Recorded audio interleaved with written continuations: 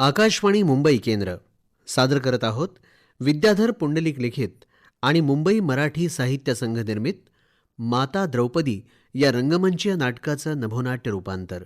दिग्दर्शक प्रमोद पवार. दिग्दर्शन सहाय्य उपेंद्र दाते. पार्श्वसंगीत नंदलाल रेळे. विशेष आभार मोनिका गजेंद्र गडकर आणि सुधीर ठाकूर. आकाशवाणी निर्मिती उमा दीक्षित. ऐकूया तर माता द्रौपदी.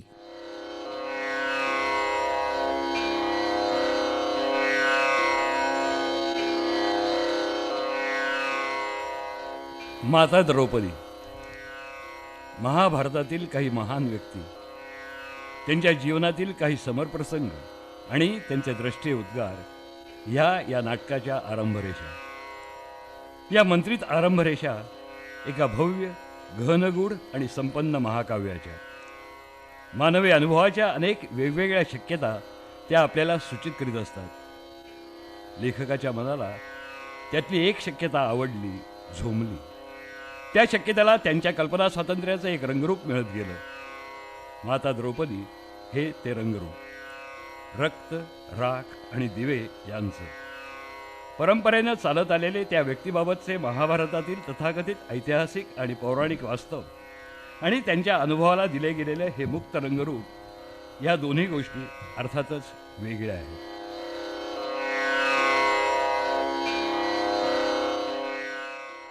स्थळ रणांगणावरील एक शिबिर. द्रौपदी यज्ञवेदीसमोर प्रार्थना करत बसलीये. इतक्यात शंखध्वनी ऐकू येतो. युद्ध विजयाची ती खूण ऐकून द्रौपदीला आनंद होतो. महाराणी, महाराणी, अहो कुठं बघताय? ऐकताय ना हे आवाज? ऐकते ना अवंतिके. अगं, याच आवाजाची केव्हाची वाट पाहत होते. अर्जुनाच्या देवदत्त शंखाचा हा आवाज. युद्धाच्या पहिल्या दिवशी त्यानं वचन दिलं होतं मला, युद्ध संपेल त्या दिवशी फक्त तुझ्यासाठी हा शेवटचा जयनाद करेन, फक्त माझ्यासाठी. याच आनंदात असताना द्रौपदीची पाचही मुलं प्रतिविंध्य, श्रुतकर्मा, शतानिक, सुतसोम आणि श्रुतसेन येतात. मातेला पदस्पर्श करतात आणि विजयाचा आनंद तिच्यासोबत साजरा करत असतानाच भीम प्रवेश करतो. द्रौपदी, झालं समाधान? खरंच तू आणि इतकी मुकी, अजून काही राहिलंय?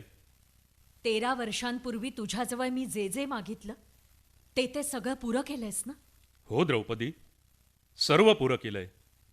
भर राज्यसभेत थाप मारून तुझ्यासमोर ज्यानं आपली मांडी उघडी केली होती, त्या अधमाची ती मगरूर मांडी माझ्या गदेच्या एकाच प्रहाराने मी आज फोडली. तुझ्याबद्दल त्या नीचाच्या मनात असलेल्या नासक्या वासनेचे काळे नळे मांसाचे दोरे, त्याचं अंग जीवाणूसारखं गोल गोल सरपटत होतं. उजवा पाय मातीत आपटून खरडला जात होता. ती तडकलेली, तडफडती, थरथरती मांडी द्रौपदी मी अखेरपर्यंत पाहिली, तुझ्या डोळ्यांनी पाहिली. आजच्यासारखी माझी गदा कधीही फिरली नव्हती. अन द्रौपदी, काय सांगू त्या दुर्योधनाचं कौशल्य. वा रे वा! या गदायुद्धात मला जरी त्याच्या हातून मरण आलं असतं तरी ते फार सन्मानाचं मरण ठरलं. नाही. अवंतिके. जी महाराणी. आण ती फुलं. ही घ्या. ओळखलीस ही कमळ? ओळखली. द्रौपदी ती फुलं भीमाच्या अंगावर उधळते. तेवढ्यात कृष्ण आणि श्रुतसेन प्रवेश करतात. द्रौपदी कृष्णाला पदस्पर्श करून त्याच्या पायाची धूळ मस्तकाला लावते. उठ, उठ द्रौपदी, उठ. मारला गेलास तर स्वर्ग मिळवशील, जिंकलास तर पृथ्वीचं राज्य भोगशील, असं मी अर्जुनाला सांगितलं होतं. तुम्ही जिंकलात. आता सर्व पृथ्वी तुमची आहे. शिष्टाईला निघताना तुझ्या या केसांची तू शपथ घातली होतीस, ती शपथ आज सुटली. मी माझं वचन पुरं केलं. मी आता मुक्त आहे. दासी औक्षणाच्या थाळ्या घेऊन येतात. द्रौपदी औक्षण करते. भीम आणि द्रौपदी यज्ञवेदीशी बसून प्रार्थना करतात. हे सगळं झाल्यावर अर्जुनानं कर्ण मारला, धर्मानं शल्याचा वध केला, नकुल सहदेवांनी शकुनीचा बळी घेतला. भीमानं दुःशासनाची छाती आणि दुर्योधनाची मांडी फोडली. श्रुतकर्म्यानं 100वा कौरव उपटून काढला आणि माझ्या 2 मुलांनी आणि वीरसेनानं शेवटच्या दिवशी अश्वत्थाम्याचा टोप जिंकून 17 दिवसांच्या पराक्रमावर सोन्याचा कळस चढवला. आता मला काही नको. फक्त हा काळ आता इथंच थांबवा. कोणताच क्षण येऊ नये आता. खरंच कृष्णा, क्षत्रियाजवळ असं एखादं अस्त्र असायला हवं होतं की ते फेकल्यावर काळाचं हे सतत फिरणारं चक्र तिथल्या तिथं थांबे. शाबास द्रौपदी. मला तर असं काही हवंय की ज्यामुळं काळाच्या या थांबलेल्या गतीला एकदम वेग येईल. आता तुझं औक्षण झालं. एका क्षणात त्या सोनेरी ज्योती फिरल्या, नाहीशा झाल्या. वाटलं संपलं, थांबलं सगळं इतक्यात. मन एकदम कोरडं रितं झालं. जीव कासावीस झाला. प्रतिविंध्या सुतसोमा, अरे मद्य आणा मद्य. मूर्खानो, इतका पराक्रम गाजवल्यावर मद्यावाचून राहावतं कसं तुम्हाला? द्रौपदी, मद्याच्या सुरया आणायला सांग. हो हो, सांगते. अवंतिके, रेणुके. जी महाराणी. अखेर भारतीय युद्ध संपलं. उद्या कुरुक्षेत्र शांत आहे. शंखांचे आवाज, रथाची खडखड, घोड्यांच्या टापा, हत्तीचे चित्कार, बाणांचे सणसण, किंकाळ्या, आरोळ्या, प्रेतांचे ढीग, रक्ता मांसाचा चिखल, काही काही नाही. धर्माच्या संस्थापनेचा काळ या भारतवर्षात पुन्हा केव्हा यायचा असेल तो येवो. निदान उद्या तरी सर्व काही शांत आहे. उद्या वा उद्या. काय भीमा, उद्या काय करणार आहात? उद्या उद्या काय? अरे बोल ना भीमा, बोल. खरं तर युद्धात तू थकला आहेस. तू सांगितलंच पाहिजेस. खरंय, पण शांतीचा आणि शांततेचा विचार केलाय कुठं या डोक्यानं आतापर्यंत? इतका शांत वेळ मिळालाय कोणाला? पण मी मुळी थकलेलोच नाही. दुष्टांनो, कोण म्हणताय मी थकलो म्हणून? कृष्णा, या कौरवांना मृत्यूनेच वाचवलं म्हणून रे. नाहीतर उद्या तू त्यांना पुन्हा मारलं असतंस, हो ना? मी मात्र उद्या माझ्या दोन्ही घोड्यांना निवांतपणे खरारा करणार आहे. 18 दिवसांच्या श्रमानं थकली आहेत दोघही. पण द्रौपदीचं काय? द्रौपदी, थांब. तू कुठं चाललीस सगळ्यांना चुकवून? अगं, कुणाही पेक्षा उद्यावर खरा हक्क आहे तो तुझा. चुकवत नाही कृष्णा. चुकवायचं काय त्यात? पण कसं सांगू? काय सांगू? कळत नाही. उद्या सकाळी.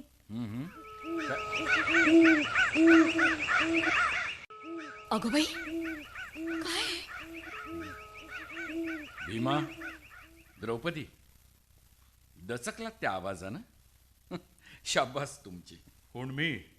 दचकलो? अरे वा भीमा, मला कल्पना नव्हती इतका कसलेला नट आहेस तू अर्जुनासारखा याची. आणि द्रौपदी, तू का ग घाबरलीस? कृष्णा, असल्या क्षुद्र घुतकारांनी घाबरण्या इतकी मी दुबळी नाही म्हटलं. अगं, तुला दुबळी कोण म्हणेल? पण शेवटी स्त्री आहेस. आणि काय रे मुलांनो, तुम्हाला काय झालं दचकायला? तुमची आई निदान स्त्री तरी आहे, पण तुम्ही काय रे सुतसोमा? कोण डचकलं? आम्ही? बिलकुल नाही. तात साऱ्या हस्तिनापुरातून आमच्या विजयाच्या रणभेरी घुमतायत. त्यात हा घुतकर ऐकू आलाय कोणाला? काय रे प्रतिविंध्या? अरे रे, कौरवांच्या बाजूने एक माणूस राहिला नाही. फक्त ही फडफणाई दिवाभीतच तेवढी राहिली. ती सुद्धा ठेचली असती रे. पण अंधारात लपून राहणाऱ्या या पाखुड्याला चिरडायचं तरी कसं? नाही का रे श्रुतसेना? अरे पण मूर्खा, चिरडायचं तरी कशाला? ए गुबडोबा, अरे अपशकून करायच्या सुद्धा वेळा असतात. ती वेळ गेली केव्हाच निघून. चल निघ इथून. बरोबर ना रे शतानिका? हो. आणि कौरवांच्या राजवाड्यासमोर जा. तिथं एक वडाचं झाड आहे. याहूनही मोठा आहे. तिथं जा आणि काढ तुझे भूतकाळ रात्रभर. या शिबिरात सर्व प्रकाश आहे. त्या राजवाड्यात सर्व अंधार आहे. शिवाय राजवाड्यातल्या त्या अंधारात एक आंधळा आंधळीचं म्हातारं जोडपं रडत बसलंय. त्यांच्या डोळ्यासमोर तो काय आता अंधारच अंधार. अरे जा तिकडे जा. अरे रे विसरलोच की मी. ए चला चला, सुभद्रा माता आपली वाट पाहत असेल. हो हो, चला चला चला. कशाला श्रुतसेना? शिबिरात ती आमचं औक्षण करणार आहे, आम्हा 5 जणांचं. कालच बजावून सांगितलं होतं तिने मला. सुभद्रेनं बोलावले? कृष्णा, केवढं थोर मन माझ्या सवतीचं. अभिमन्यूच्या मृत्यूचं दुःख घेऊन माझ्या मुलांना ओवाळतीये ती. कृष्णा, खरं सांगते, मला नसतं जमलं हे. त्या काळ रात्री सुद्धा म्हणाली होती, द्रौपदी, आपल्याला एकच अभिमन्यू नाही, अजून 5 आहेत. माझ्या अभिमन्यूचं आयुष्य देवानं तुझ्या पोरांना वाटलंय. जा सगळेजण, धाकट्या आईला वंदन करा. हो माते. येतो आम्ही. 5ही जण निघतात.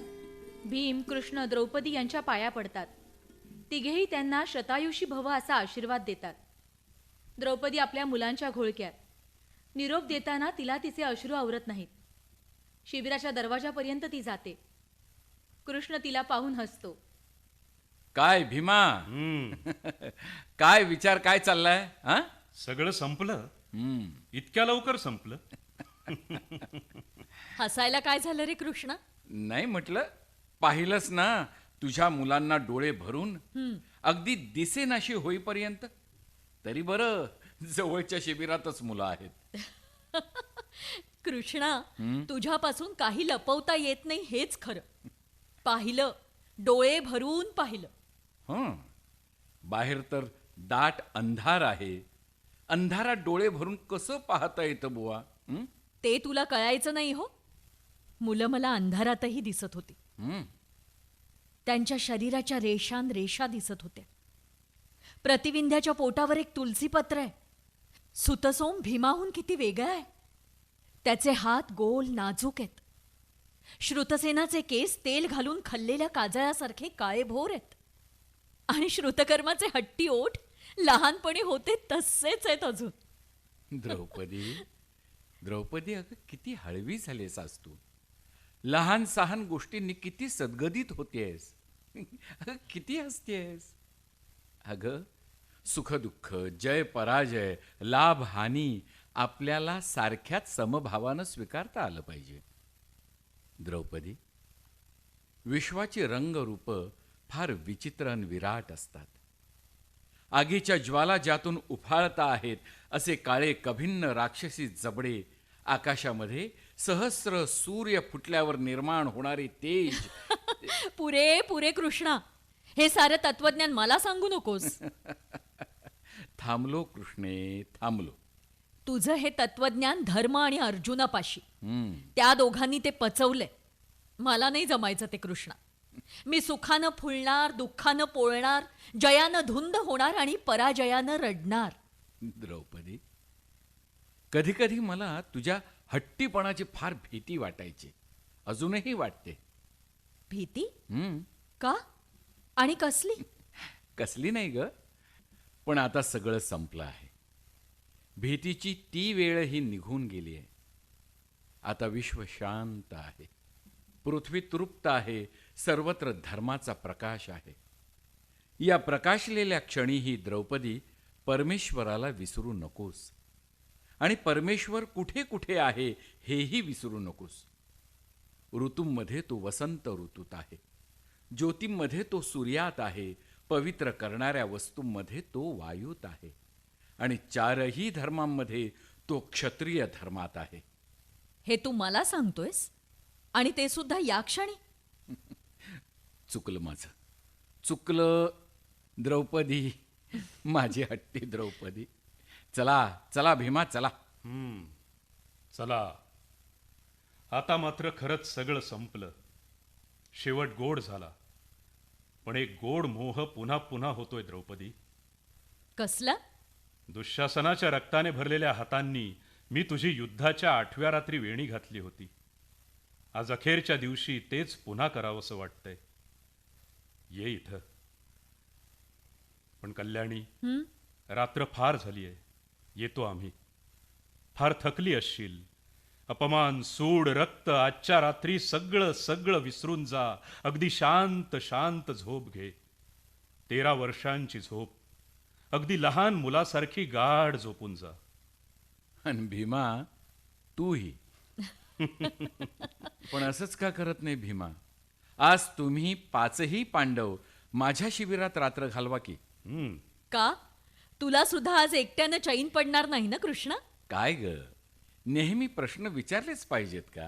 हा, जा झोप. आजची रात्र प्रश्नां वाचून. द्रौपदी, तसं पाहिलं तर जीवनातली प्रत्येक रात्र प्रश्नां वाचून काढता आली पाहिजे आपल्याला.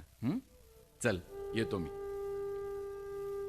द्रौपदी त्या दोघांना वाकून पायाला स्पर्श करून नमस्कार करते. दोघेही जातात. द्रौपदी संथपणे जिथून घुतकार आले त्या दिशेने चालू लागते. वाटेत अश्वत्थाम्याचा चेसलेला टोप लागतो. तो उचलून भिरकावून देते आणि तू कोण आहेस? कोणाचा दूत आहेस? पण आजची रात्र प्रश्नां वाचून. मघाशी बोलू लागले तेव्हा तू ओरडलास आणि माझं बोलणं तोडलंस. मी तेव्हा दचकले. कशी कोणास ठाऊक, पण दचकले. आता दचकणार नाही. उद्याची पहाट वेगळी आहे. एखादा द्रष्टा ऋषी पहिली ऋचा उद्या गाईल ती आमच्या जयाचीच असेल. उद्याचा सूर्य माझ्या पांडवांच्या साम्राज्यावर उगवणार आहे. त्याचे किरण पाहून लोक म्हणतील, या किरणांचं तेज माझ्या अर्जुनाच्या बाणांसारखं लखलखतंय. ब्राह्मण सूर्याबरोबरच माझ्या भीमाच्या पराक्रमालाही अर्घ्यदान करतील. एखादी आई पाळण्याला झोके देता देता जे गाणं गुणगुणेल ते अभिमन्यूच्या आणि माझ्या मुलांच्या पराक्रमाचं असेल. एखादी स्त्री आपल्या कपाळावर कुंकू लावेल ते माझ्या सतीत्वाची आठवण करू. लवकरच पांडवांची सम्राज्ञी म्हणून मी हस्तिनापुराला जाईन. जिथं माझी अब्रू घेण्याचा तो अधम प्रकार झाला ते सभागृह मी गंगेच्या पाण्यानं पवित्र करून घेईन. उजव्या बाजूला माझे पती, डाव्या बाजूला 5ही मुलं आणि माझ्या शेजारच्या सिंहासनावर धर्म. आणि मग पवित्र वेदमंत्रांच्या घोषात यज्ञाच्या ज्योतीला साक्ष ठेवून आमची राज्यसभा सुरू होईल. ती सभा असेल कारण त्यात तरुणांबरोबर वृद्ध असतील. ते वृद्ध असतील कारण ते धर्म सांगतील. तो धर्म असेल कारण त्यात सत्यच असेल. ते सत्य असेल कारण त्यात कोणतंच कपट नसेल. आमचा विजय या सर्वांवर आधारलेला आहे. नाहीतरी माता गांधारीच म्हणाली होती, जिकडे धर्म तिकडे जय. धर्म आमच्याकडे होता म्हणून सत्य आमच्याकडे होतं. पूर्वजन्मीच्या कर्माची पुण्याई आमच्याकडेच होती म्हणून हा आमचा जय. साधा सुधा जय नाही, संपूर्ण जय. 100च्या 100 कौरव मेले, 5च्या 5 पांडव जिवंत राहिले. गांधारीच्या सर्व मुलांची चिमूट राख झाली. माझ्या 5ही मुलांभोवती निरांजन फिरली. गांधारीचे नातू गेले, पणतू गेले, एक अंकुर सुद्धा राहिला नाही. पांचालांच्या वंशाची वेल जशीच्या तशी फुलांनी टवटवीत अमर राहिली. भीष्मापासून अश्वत्थाम्यापर्यंत कौरवांच्या सर्व सेनापतींचे टोप धुळीला मिळाले. माझ्या दृष्टद्युम्नाच्या मस्तकावरचा टोप पहिल्या दिवसापासून जसाच्या तसा झळकतोय. माझ्या विजयाचा उसळता पेला काठोकाठ भरलेला आहे. एक थेंब कमी नाही. स्त्री म्हणून माझ्या ओटीत भरलेलं माप ओसंडून पडलं. आई म्हणून माझी कूस धन्य झाली.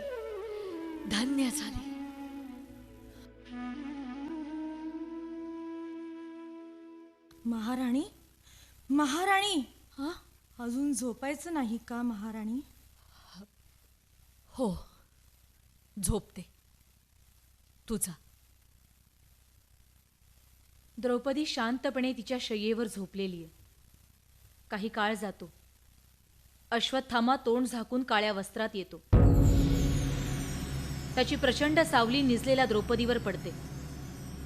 अश्वत्थामा परत येऊन प्रतिहारीला मारतो आणि निघून जातो. पडद्यातून अस्फुट किंकाळ्या.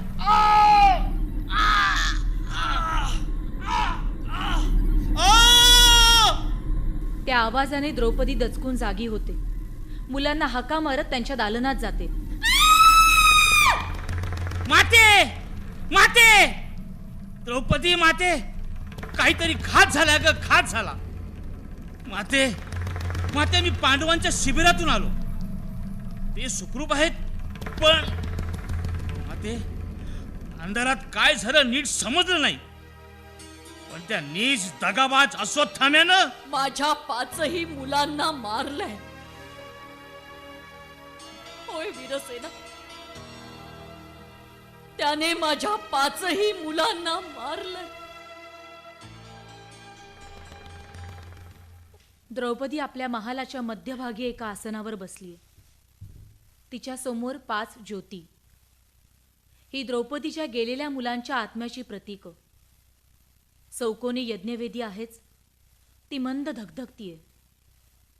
कोपऱ्यात एका ताटात सम्राज्ञी पदाची वस्त्र आणि आभरणं. इतक्यात भीम प्रवेश करतो. भीम जागच्या जागी घुटमळतोय, तरीही द्रौपदी तशीच. थोड्या वेळाने भीम कोपऱ्यात जाऊन दुधाचा पेला आणतो, तिच्या पुढे करतो. घे द्रौपदी. द्रौपदी, थोडं दूध घेतेस? ओठ किती कोरडे आणि सुकलेले दिसतायत तुझे. नको. असं काय करतेस? वेडे, मन दुःखानं कितीही पोळलं तरी शरीर धर्म कुणाला चुकलाय का? बरं, दूध राहू दे, पण पाण्याचा एक घोट तरी. पाणी नको. भीमा, देह धर्म मला चुकलेत. द्रौपदी, रागावलास, पण मी तरी काय करू? दूध घ्यायचं, पाणी घ्यायचं म्हणजे तरी शरीराला सुखवायचंच ना. भीमा, कशानंही बरं वाटत नाही. बसलं की वाटतं नको उठावं, चालावं. चाललं की वाटतं नको बसावं, पळून जावं. पळून जावं म्हटलं तर मन म्हणतं कुठं आणि कुठवर पळशील. त्यातून भीमा हा उजवा डोळा एकसारखा लवतोय. आज काय होणार आहे आणखी कुणास ठाऊक. पण आता आणखी काय व्हायचं राहिलंय म्हणा.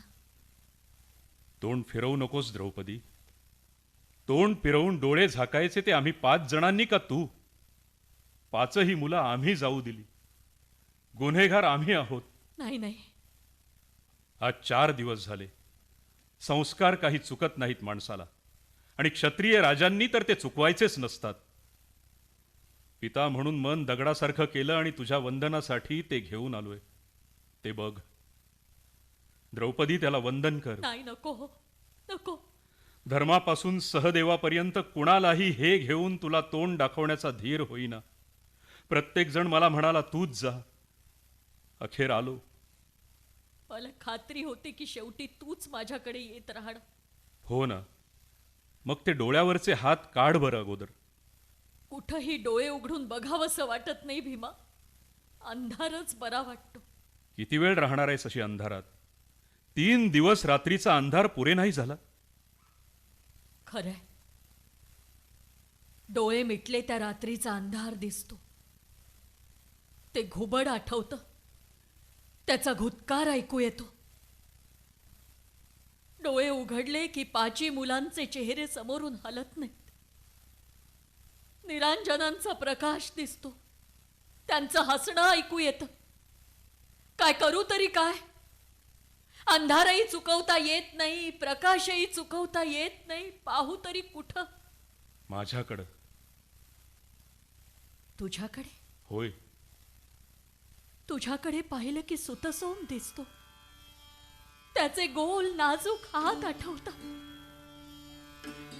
फक्त स्वतःकडे पाहावं तर आठवतात शतानिकाचे केस. माझ्यासारखेच होते नाही, मऊ, दाट, कुरळ. पुरे. आई दचकू नकोस. अगदी मोकळेपणाने हस. अगदी मोकळेपणाने हस. खरंच तुला मोकळेपणाने खळखळून हसताना मी कधी पाहिलंच नाहीये. अगं आई अवंतीला एक भव्य राजप्रासाद आहे पण त्याच्या मनोऱ्यावरच्या गवाक्षातून वाट पाहणारे डोळे कोणत्या रंगाचे आहेत हे मात्र माहित नाही मला. हे मात्र शेवटी कौरवांच्या बाजूला फक्त तडपडती दिवाभीतच राहिली. पुरे द्रौपदी पुरे. परवा मुलं किती वर्षांनी जवळ आली होती. प्रत्येकाच्या अंगाला रक्ताचा उग्र सुंदर वास येत होता.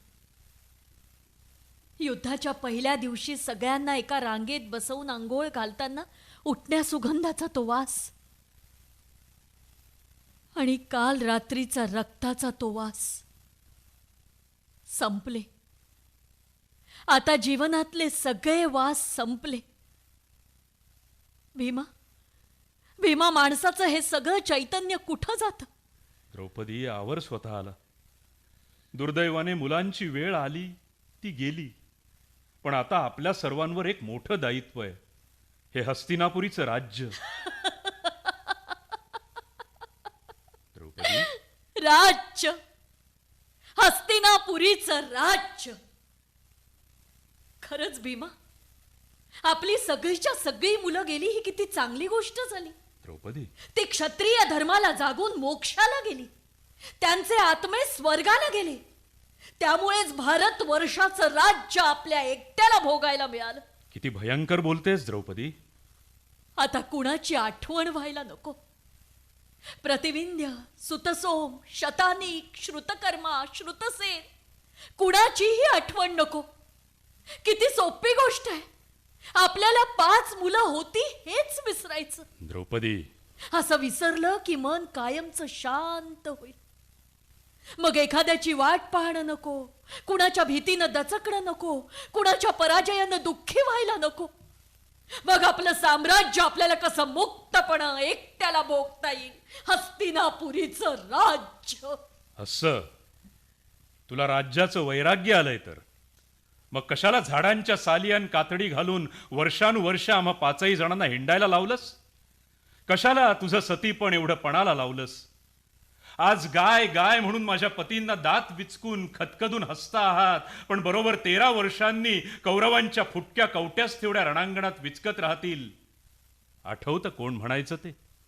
कौरवांच्या विधवा असेच केस मोकळे सोडून हस्तिनापूरच्या रस्त्यावरून तोंडात माती घालून रडत रडत जातील. आठवतं कुणी हा द्रष्टा शाप दिला होता? मला पती नाहीत, भाऊ नाहीत, मुलं नाहीत, फार काय कृष्णा तूही नाहीस. आठवतं हे भासते शब्द आमच्या तोंडावर कुणी फेकले होते? जाऊ दे, तुझं कर्मच दळभद्री. स्वयंवरात अर्जुनाला वरून आमच्याकडे वधू म्हणून आलीस, ती सुद्धा एका भिकार झोपडीत. इंद्रप्रस्थाला जेमतेम 1 वर्ष सुखानं काढलंस आणि पुन्हा 12 वर्षांच्या वनवासाचे धिंडवडे निघाले तुझे. आणि आज प्रत्यक्ष देवांनी सुद्धा फुलं उधळावीत असा जय आम्ही खेचून आणलाय, तो सुद्धा तुला ओकून टाकावासा वाटतोय.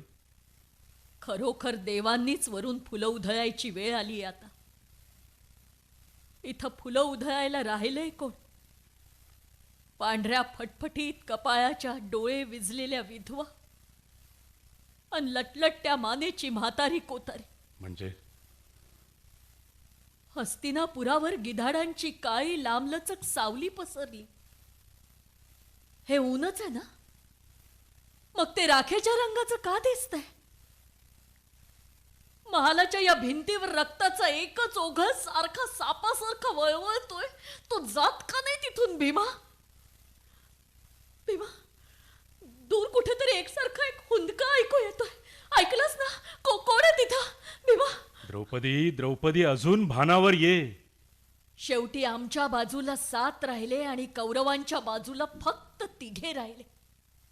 पण पांडवांच्या बाजूचा राखेचा ढीग कमी उंच आहे आणि कौरवांचा जास्त उंच आहे, कारण त्यांच्या ढिगात 4 जणांच्या शरीराची राख जास्त आहे. खरंच जय जय म्हणतात तो हाच? हा जय तर मग पराजय कशाला म्हणायचा? हे यश तर मग अपयश कशाला म्हणायचं? भीमा, हे प्रश्न तू विचारतेस द्रौपदी?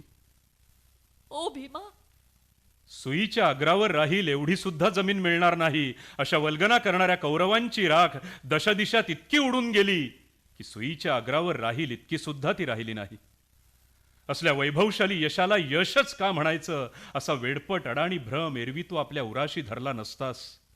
अगं 7च काय, पण आम्ही 4 भाऊ कृष्ण आणि सात्यकी हे सर्व या यज्ञात बळी जाऊन कुणीही एक जरी उरला असता तरीही हा जयच झाला असता. द्रौपदी, हस्तिनापूरच्या त्या झगझगत्या सिंहासनावर आपल्या 5ही मुलांच्या रक्ताचे थेंब उडालेत, पण नुसतं रक्तही नाही. द्रौपदी, हा आपल्या मुलांच्या रक्षेचा कलश. नको दाखवूस मला तू. नको, तोंड फिरवू नकोस द्रौपदी. आज संध्याकाळी पवित्र गंगेमध्ये त्या रक्षेचं विसर्जन होईल, पण लक्षात ठेव, त्या रक्षेचे काही कण आपल्या सिंहासनावरही आहेत. ते रक्त आणि ही राख सर्व शांतपणे पूस आणि विद्वांवरचं हे राज्य भोगण्यासाठी धर्माच्या हाताला हात लावून त्या सिंहासनाच्या पायऱ्या चढ. शेवटी क्षत्रिय विद्वांच्या कपाळाचा पांढरेपणा हा सुद्धा शुभ्र चांदण्यासारखाच असतो. शक्य असतं तर तुला त्या सिंहासनाला बांधलंच असतं, पण ते शक्य नाही. द्रौपदी, केवढ्या मोठ्या अपेक्षेनं आलो होतो तुझ्याकडे. भीमा, एक क्षणभर थांब भीमा. या यज्ञकन्येची अजून एक इच्छा राहिली. तू नुसतं बोल द्रौपदी. भीमा, ते काष्ठ घे. ज्या खाटकानं माझी 5 मुलं झोपलेल्या स्थितीत पशूंसारखी मारली, त्या अश्वत्थाम्याला बंदिवान म्हणून माझ्या समोर खेचून आण. मुलं गेली हे समजल्या क्षणापासून मी पाण्याचा एक घोटही घेतला नाही, आणि त्या पापात्म्याच्या मुसक्या पाहीपर्यंत मी तो घेणारही नाही. मग ऐक, पांडवांच्या सम्राज्ञीला आणि माझ्या द्रौपदीला ज्या नराधमानं इतका वेळ पाण्या वाचून तडफडत ठेवलं, त्या अश्वत्थाम्याला मी आज रात्रीपर्यंत तुझ्या समोर बंदी म्हणून आणेन. आणला नाही तर माझी प्राणप्रिय गदा मी भागीरथीत टाकून देऊन आत्मसमर्पण करेन. आणखी एक प्रतिज्ञा, आणखी एक सूड. आता अश्वत्थाम्याच्या कपाळाची शिक्षा चुकत नाही. होय, आता अश्वत्थाम्याच्या कपाळाची शिक्षा चुकत नाही. येतो मी.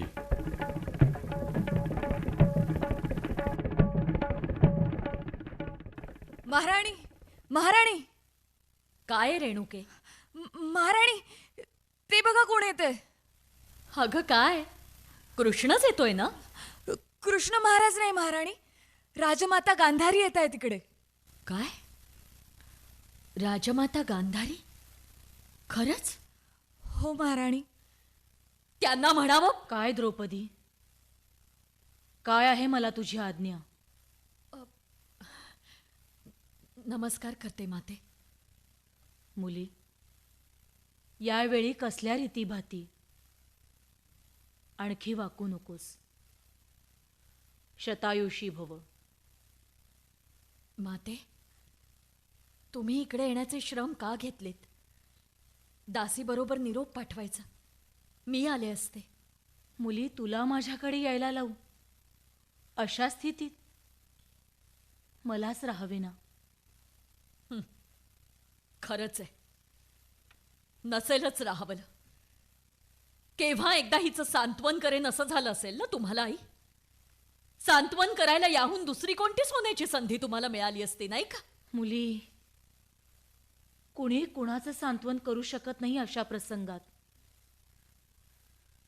त्यातून मी म्हातारी, तू मानिनी. 4 शब्द बोलीन म्हटलं तरी तुला ते सहन होणार नाहीत. तुझ्यावर दुःखाचा डोंगर कोसळलाय. तुझं कोण सांत्वन करणार बाई? त्यातल्या त्यात तुझा भीमच ते करू जाणे. मग का आलात तुम्ही इथं? हेच विचारायला ना. माझी मुलं गेली, तुझी मुलं गेली, माझ्या वंशाची राख माझ्या हातात, तुझ्या वंशाची राख तुझ्या हातात. माती माझ्या हातात, माती तुझ्याही हातात. बोल द्रौपदी, शेवटी तुझ्या माझ्यात काय फरक राहिला? तुझे प्रश्न तू माझ्या तोंडी का घालतेस? तुमचे आणि माझे प्रश्न आता एकच आहेत म्हणून. एकच दिसतात, पण तसे नाहीत. ज्या वळणावर मी एकेकाळी पोचले होते तिथे तू आता कुठे आलीयस? परवा रणभूमीवर गेले होते. संजय सांगत होता, मी नेहमीप्रमाणे ऐकत होते. द्रोणाचं डोकं सापडत नव्हतं, तर त्याला मारणाऱ्या दृष्टद्युम्नाचं डोकं होतं, पण त्याचे कोल्ह्या कुत्र्यांनी लचके तोडले होते. तुझ्या शतानिकाच्या सुंदर डोळ्यांच्या रिकाम्या लाल खोबणीवर एक कावळा टोचा मारित होता. आणि भर राज्यसभेत तुझी अब्रू पणाला लागल्यावर जो तुझ्या बाजूने फक्त एकटा उभा राहिला, त्या माझ्या शूर छोट्या विकर्णाचा फक्त एकच हात गिधाडांनी शिल्लक ठेवला होता. माणसाचं मांस खाऊन खाऊन कोल्ही कुत्री पोट फुगून इतकी सुस्तावली होती की त्यांना चालता सुद्धा येत नव्हतं. माणसांचं सारं रक्त मांस पशूंमध्ये गेलं आणि माणसाचे केवळ राहिले ते सांगाडे, शेवटी फक्त सांगाडे. द्रोणापासून तुझ्या 5 मुलांपर्यंत मनातल्या मनात सर्वांना अखेरची तिलांजली दिली. द्रौपदी, आता माझं मन तुझ्या सर्व प्रश्नांपलीकडे गेलंय. पण तुम्ही आता जिथं आहात तिथं मी येणार नाही. मी त्या प्रश्नापलीकडे जाणार नाही. तू तिथं ये, तुला तिथं यावं लागेल असं मी म्हंटल का?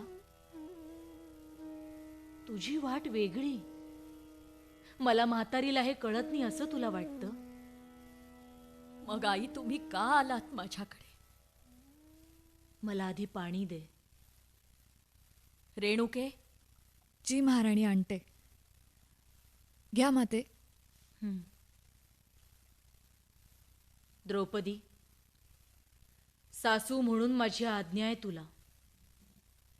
हे पाणी तू घेतलंच पाहिजेस. पाणी? मला कशाला? तहान तुम्हाला लागलीये. येता येता अवंतिकेने काय म्हणाली ती? नाही द्रौपदी, त्या दासीवर रागवू नकोस. तिने एवढंच सांगितलं, तू आज 3 दिवस पाण्या वाचूनस. देहाला क्लेश देऊ नकोस अशी. आत्मा सुद्धा तळमळतो त्यानं. नाही आई, पाणी घे. मी ते पाणी घेऊ शकत नाही. क्षमा करा. का? हाड वैरणीच्या हातचं म्हणून? नाही नाही, तसं नाही. पण ज्या अश्वत्थाम्यानं माझी 5 मुलं कापून काढली, त्याला जिवंतपणी माझ्या समोर बंदी म्हणून आणि तो पाण्याचा एक घोटही घेणार नाही अशी प्रतिज्ञा केलीये मी. म्हणजे सगळं संपलं नाही तर अजून? नाही, सगळं कधीच संपत नाही. काहीतरी राहतं, काहीतरी उरतं. कुणीतरी अजूनही थांबा रे.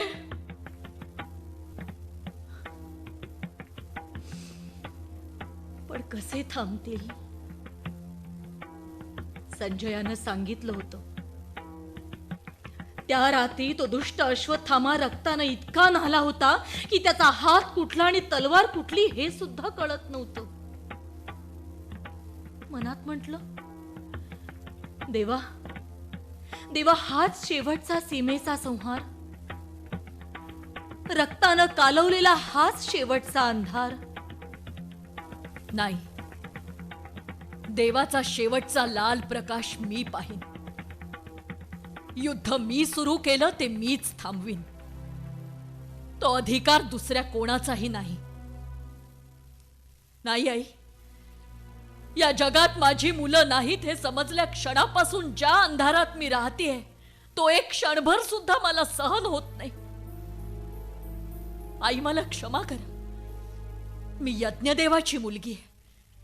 मी नेहमी प्रकाशच मागणार. मलाही आता प्रकाश हवाय. म्हणजे लग्न झाल्यापासून एका साध्या मोहाशी मी फार भयंकर झगडले, पण आता थकलीये. मला राहवत नाही. द्रौपदी, मला मदत करशील? आधार देशील? काय हवंय तुम्हाला आई? मला सगळ्यांनी क्षमा केली पाहिजे, पण आता सहन होत नाही. मला माझे डोळे परत पाहिजे. माझे डोळे. म्हणजे आई, तुम्ही तुमची पट्टी सोडताय? होय मुली, समजलं माझ्या येण्याचं कारण. काढ ती पट्टी. मी काढू ती पट्टी? हो. नाही नाही, नको नको. नको? का? तू मागे का गेलीस द्रौपदी? आई आई पुढे येऊ नका. द्रौपदी इथेच थांबा. का? त्या पट्टी सोडण्यामागे काहीतरी कपट कारस्थान आहे. कपट कारस्थान. हसता हसताही फार चांगलं कपट करता येतं आई. तुमचे पती आणि तुमची मुलं यांनी कपटा वाचून एक पाऊल कधी पुढे टाकलं नाही. मी तुला दोष देत नाही मुली. अखेर मी ही कौरवच आहे. तुमची सगळी मुलं माझ्या सुडामुळे मेली याचा धगधगता संताप त्या मिटलेल्या डोळ्यात असला तर. समजलं, पण एवढंच सांगते, हे खरं नाही. मुली, कुंतीनं कृष्णाला दुःख दे म्हणजे तुझी सतत आठवण राहील असा वर मागितला. मी नुसतं दुःख मागितलं नाही, निखारा घ्यावं तसं ते पदरात घेतलं. मी दुःखाच्याच गळ्यात माळ घातली. जन्म दिला तोही 100 दुःखांना.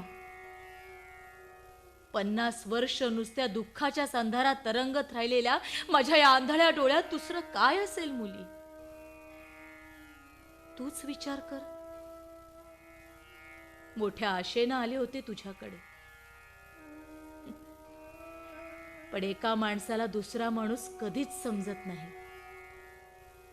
अशाच आपण एकट्या असतो द्रौपदी. निघते मुली. थांबा आई. 50 वर्षांची तुमची पट्टी तुम्हाला का सोडायची आणि माझ्याकडूनच का सोडवून हवी येते? अगदी मनापासून उजेड पाहायचाय आणि त्या उजेडात प्रथम तुला. का? माझे पती आंधळे म्हणून मीही आंधळी झाले. तेव्हापासूनच आमचं सगळं प्राक्तनच आंधळ्याचं. आंधळी माया, आंधळ प्रेम, आंधळ कपट. कुलाचा वणवा डोळ्यासमोर दिसत होता, पण कधी आवरता आला नाही. शेवटचा मुलगा जळेपर्यंत नुसता पाहावा लागला. पाहावा? मुली, पतीची बायको म्हणून मी दुबळी. 100 मुलांची आई म्हणूनही मी अभागी. तुझं सगळंच वेगळं. तू समर्थ, तुझे पती त्याहून समर्थ. तुझ्या पुण्याईनं त्यांचं भाग्य उजळलं. खरंच तू अग्नीची. तू सारखा प्रकाश मागत आलीस, मी सारखा अंधार स्वीकारत गेले. तुझा प्रकाश लाल होत गेला, माझा अंधार दाट होत गेला.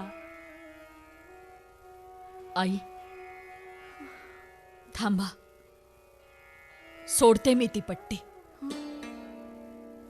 पहा, भरपूर प्रकाश पाहून घ्या. द्रौपदी, सोडते. हा, तुझा महाल कसा आहे ग?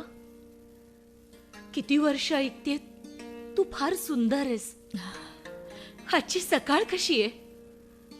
पांढरी, पिवळी, कसं दिसेल हे सगळं मला?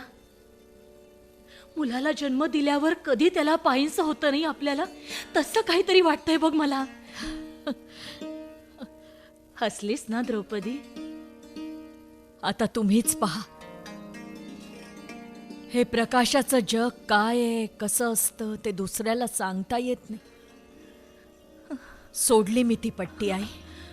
नको नको द्रौपदी, तेच थांब थांब, पट्टी सोडू नकोस. ती पट्टी सुटली आहे माते, नाही. कायमची सुटली. नाही, नको नको द्रौपदी, ती पट्टी इकडे दे. आई आई, आता फक्त त्या पापण्या थोड्या किलकिल त्या करा. नाही. एका क्षणात तुम्ही मुक्त व्हाल. नाही. सगळा उजेड तुमचाच आहे. नाही द्रौपदी, नाही नाही. ती पट्टी तशीच राहिली पाहिजे. मला दे ती. आई आई, पुन्हा अखेरचा विचार करा. तोच केलाय. नाही मुली, माझ्या कर्मात रंग नाही, रेषा नाही, आकार नाही, प्रतिभा नाही. इतकी मुलं, पण काही चोरटे क्षण सोडले तर कोणाचा चेहरा, कोणाचे डोळे, कोणाचे केस मी कधी एकसारखे टकलावून पाहिलेच नाहीत. फक्त स्पर्श, फक्त वास. पण स्पर्शाच्या वासाच्या आठवणी पुन्हा जन्मत नाहीत. डोळ्यांनी पुन्हा जगता येतं मुली. या अंधाराला अंत नाही, सीमा नाही. मी अंधाराची लाट आहे. अंधारात धडका देते, अंधारात फुटते, अंधारात विरते. आई, तू का वाईट वाटून घेतेस? अगं, ही पतिव्रता धर्माची खूण आहे. गुरुकुलातील प्रत्येकानं अशीच एक एक पट्टी आपल्या डोळ्यावर गच्च बांधली आणि आयुष्याच्या एकाच वाटेने प्रवास केला. भीष्माच्या डोळ्यावर प्रतिज्ञेची पट्टी, माझ्या दुर्योधनाच्या डोळ्यावर मानाची, तू अन भीमानं क्षत्रिय धर्माची पट्टी बांधलीये. सगळे हट्टी पिळाचे. एकच वाट घ्यायची, त्याच वाटेनं चालत जायचं. मुली, मी म्हातारीही कमी हट्टी नाही. पण आई, खरोखरच दुसऱ्या कुठल्या वाटा असतात का? मला आंधळीला वाटांबद्दल विचारतेस? चांगलं. का थट्टा करतेस माझी? द्रौपदी, दुसरी कुठली वाट आहे की नाही हे पट्टी सोडल्या वाचून कळत नाही. आणि पट्टी तर कधी सोडताच येत नाही. खूप वेळा वाटतं या अंधारात एखादा दिवा लपलेला असावा, तो आपल्याला खुणावत असावा. पण काय सांगावं? उजेडासाठी नेहमी आसुसलेल्या मला आंधळीला होणारा हा एक भास असेल. आंधळा भास. अरे देवा, काय पडलं? काही नाही आई, काही नाही. काय पडलं? दाखवते. द्रौपदी, हे ओळखलंस? विकर्णा. विकर्णा. हो, हा विकर्णाचाच मणिबंध. रणांगणावर शिल्लक राहिलेल्या त्याच्या मनगटावरची ही खूण. माझ्या सर्वात लाडक्या मुलाची शेवटची आठवण. कोयत्यानं गवत कापावं तशी त्या थिरड्याची 100च्या 100 मुलं आम्ही कापून काढली असं म्हणणाऱ्या भीमाला या मणिबंधाच्या साक्षीनं द्रौपदी एकच प्रश्न विचार. म्हणावं, माझ्या सगळ्या मुलांनी तुम्हा पांडवांचे खरोखरच घोर अपराध केले होते. पण त्यातल्या त्यात ज्यानं कमीत कमी अपराध केला अशा माझ्या एका तरी मुलाला का रे वगळलं नाही? आई,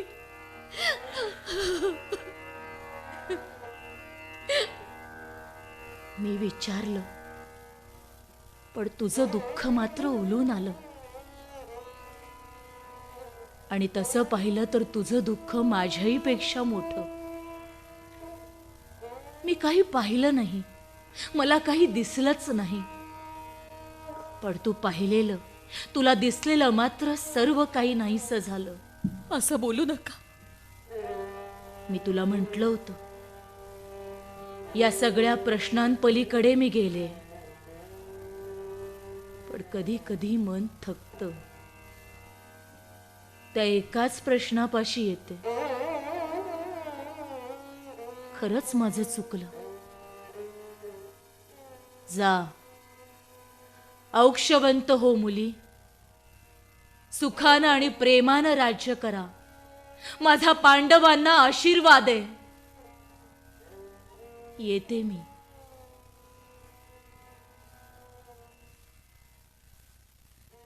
काय डाव होता गांधारीचा? खरंच खरंच कशाला आली होती ही? मला सहानुभूतीची भिक्षा घालायलाच ना? शेवटी द्रौपदीचं दुःख मी हलकं केलं हा अभिमान मिरवण्यासाठीच ना? पण पण खरंच दुसऱ्या वाटा असतात का हा प्रश्न विचारला मी तिला. विचारला नाही, एकदम नकळत आले ते शब्द ओठावर. पण का आले मी भीमाची पत्नी, कृष्णाची बहीण, मी द्रौपदी आहे. मग गांधारीनं फेकलेले सहानुभूतीचे तुकडे का घेतले मी? तिच्या समोर का आलं माझ्या डोळ्यात पाणी? मी इतकी खाली येऊन तिला इतकी उंच का होऊ दिलं? काय झालंय मला? अश्वत्थामा, अश्वत्थामा, तो दिसल्याखेरीज, त्याला ती शिक्षा दिल्याखेरीज माझ्या मनाचा तोल परत येणार नाही. द्रौपदी, द्रौपदी, किती उशिरा आलास कृष्णा. माझी वेळ साधूनच मी आलो आहे.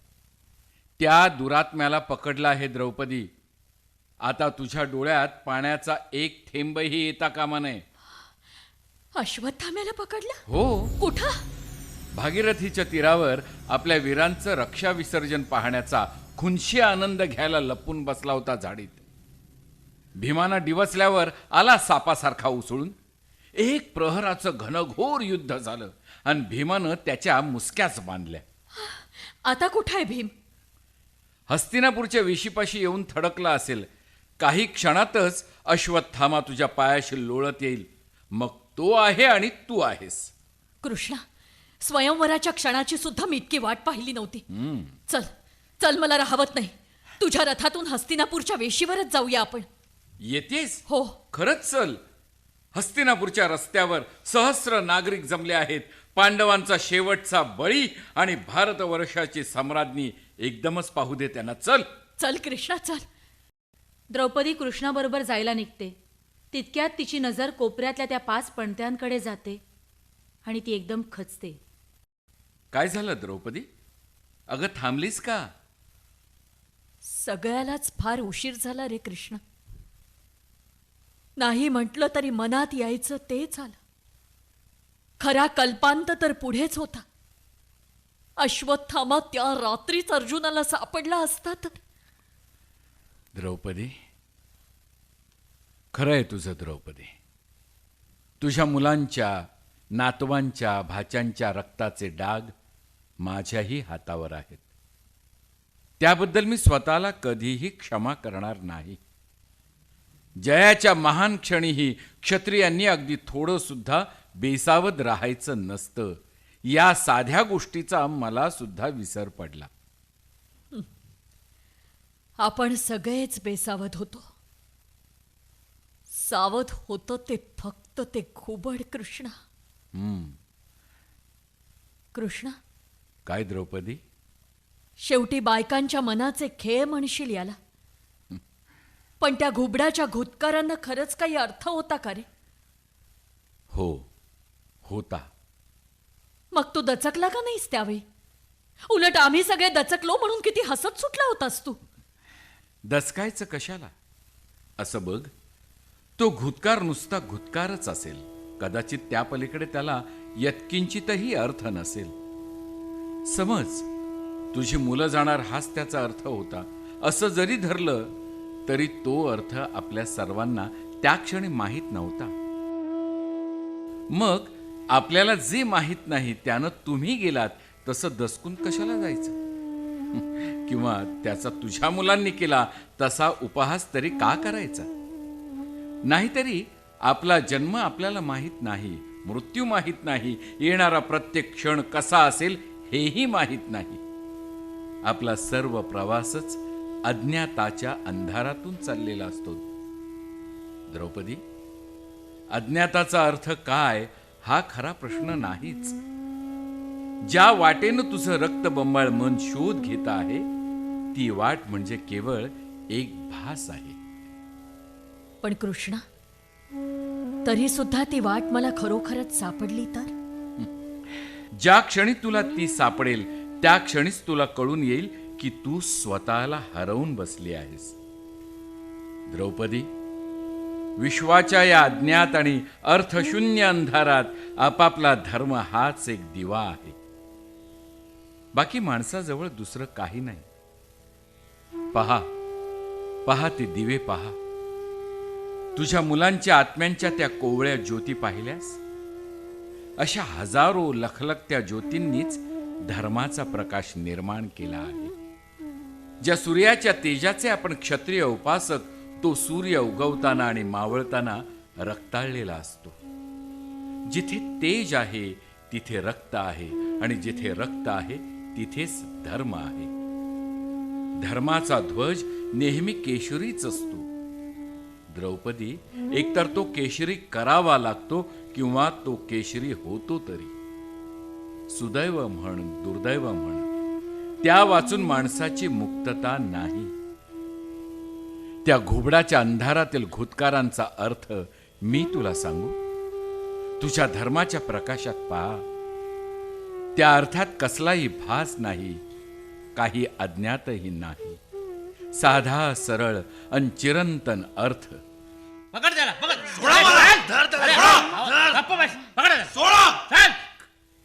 संशयाच्या सावली मागून जाऊ नकोस द्रौपदी. ती तुला अशा जागी नेईल की जिथून तुला मागेही फिरता यायचं नाही, पुढेही जाता यायचं नाही, आणि मग वाळवंटातल्या पाण्यासारखी जागच्या जागी तडफडत मरशील. कृष्णा, किती कठोर बोलतोयस. धर्माची भाषा कठोरच असते द्रौपदी. ते काही मुरलीचे सूर नाहीत. पण काही प्रश्न त्या भाषे पलीकडचे असतात, त्यांचं काय? कृष्णा, तूच सांग. 18 दिवसांच्या प्रचंड संहारानंतर अश्वत्थाम्याकडून पुन्हा एकदा हा भयंकर, अगदी सीमेचा संहार का व्हावा? काय हेतू होता त्या संपूर्ण संहाराचा? युद्ध म्हणजे अपूर्ण संहार, ही खुळी व्याख्या तुला कोणी शिकवली द्रौपदी? युद्ध म्हणजेच संपूर्ण संहार. ईश्वराची इच्छा होती, तो झाला. ज्यांच्या बाजूला धर्म, सत्य, न्याय आणि कर्माचं पुण्य आहे, तेही युद्धात खाक व्हावेत, ही जर त्या ईश्वराचीच इच्छा असेल, तर तो ईश्वर एक अधम तरी आहे किंवा अंधळा तरी. काय? मग कर्माच्या अन्यायाचं पातक त्याच्याही माथी आहे. द्रौपदी, ईश्वरालाही तुला न्यायासनासमोर खेचता येईल, पण धर्माला नाही.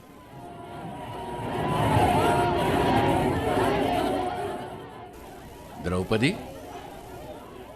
मला वाटतं एक फार मोठा निर्णय तुला घ्यायचा आहे. तू जो निर्णय घेशील तो आकाशातल्या नक्षत्र ताऱ्यांप्रमाणे सर्वांना शाश्वत प्रकाश देत राहील. त्याच वेळी मुसक्या बांधलेला अश्वत्थामा प्रवेश करतो.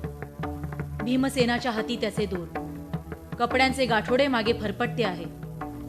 अश्वत्थामा ब्राह्मणाच्या पण वीराच्या भूमिकेत. जटा, जाडे भरडे कपडे, धूळ आणि रक्त यांनी माखलेला.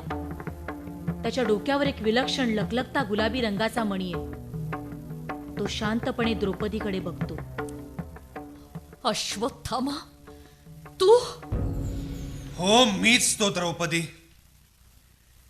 माझी 5 पोरं तू कापलीस. सासर माहेरची सगळी कुळं तू मारलीस. चांडाळा, नुसती मारली नाहीस, कपटानं, अधर्मानं मारलीस. आजपर्यंत कोणाही क्षत्रियानं केलं नाही ते तू केलंस अश्वत्थाम्या. तू झोपलेली माणसं मारलीस. भीमा, भीमा, मडकं दगडावर आपटून फोडावं तसे याचे तुकडे तुकडे कर रे. मला सर्व काही मान्य आहे. मी अधर्म केला, पण द्रौपदी, धर्माचा ध्वज घेऊन कोण लढलंय इथे?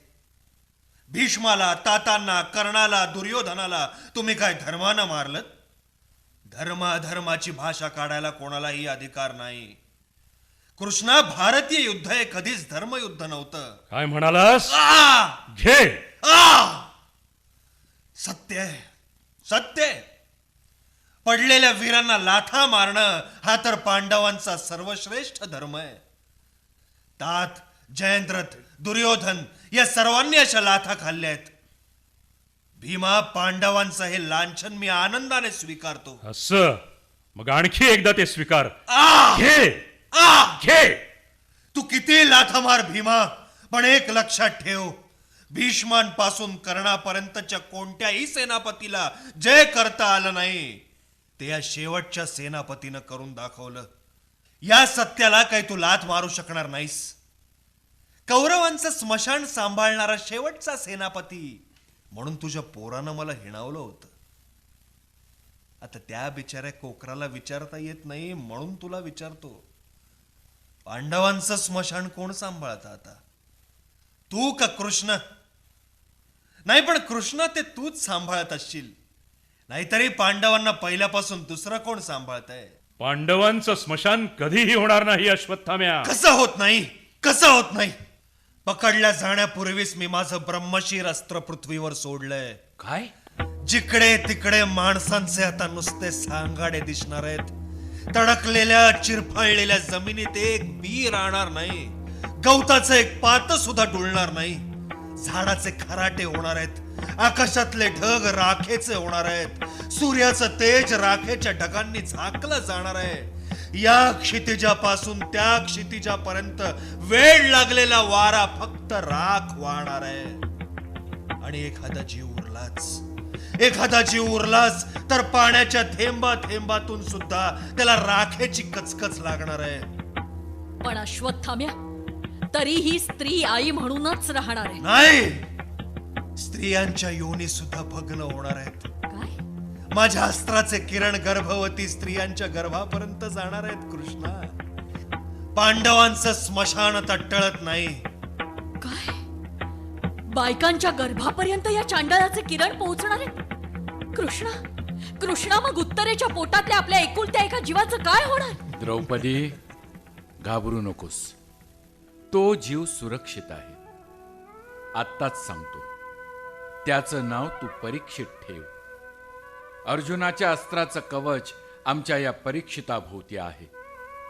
अश्वत्थाम्या, वेड्या, अजूनही एक वीर आहे हे साधं सत्य तू विसरलास.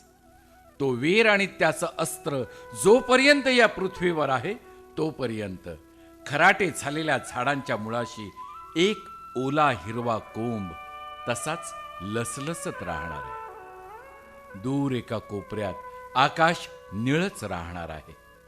सूर्याचा एक कवडसा पांढऱ्या शुभ्र तेजानं चकचकताच राहणार आहे. कुठेतरी राखेत आलेल्या फुलांच्या पाकळ्यांमुळे वाऱ्याच्या एका तरी झुळकेला गंधच येणार आहे.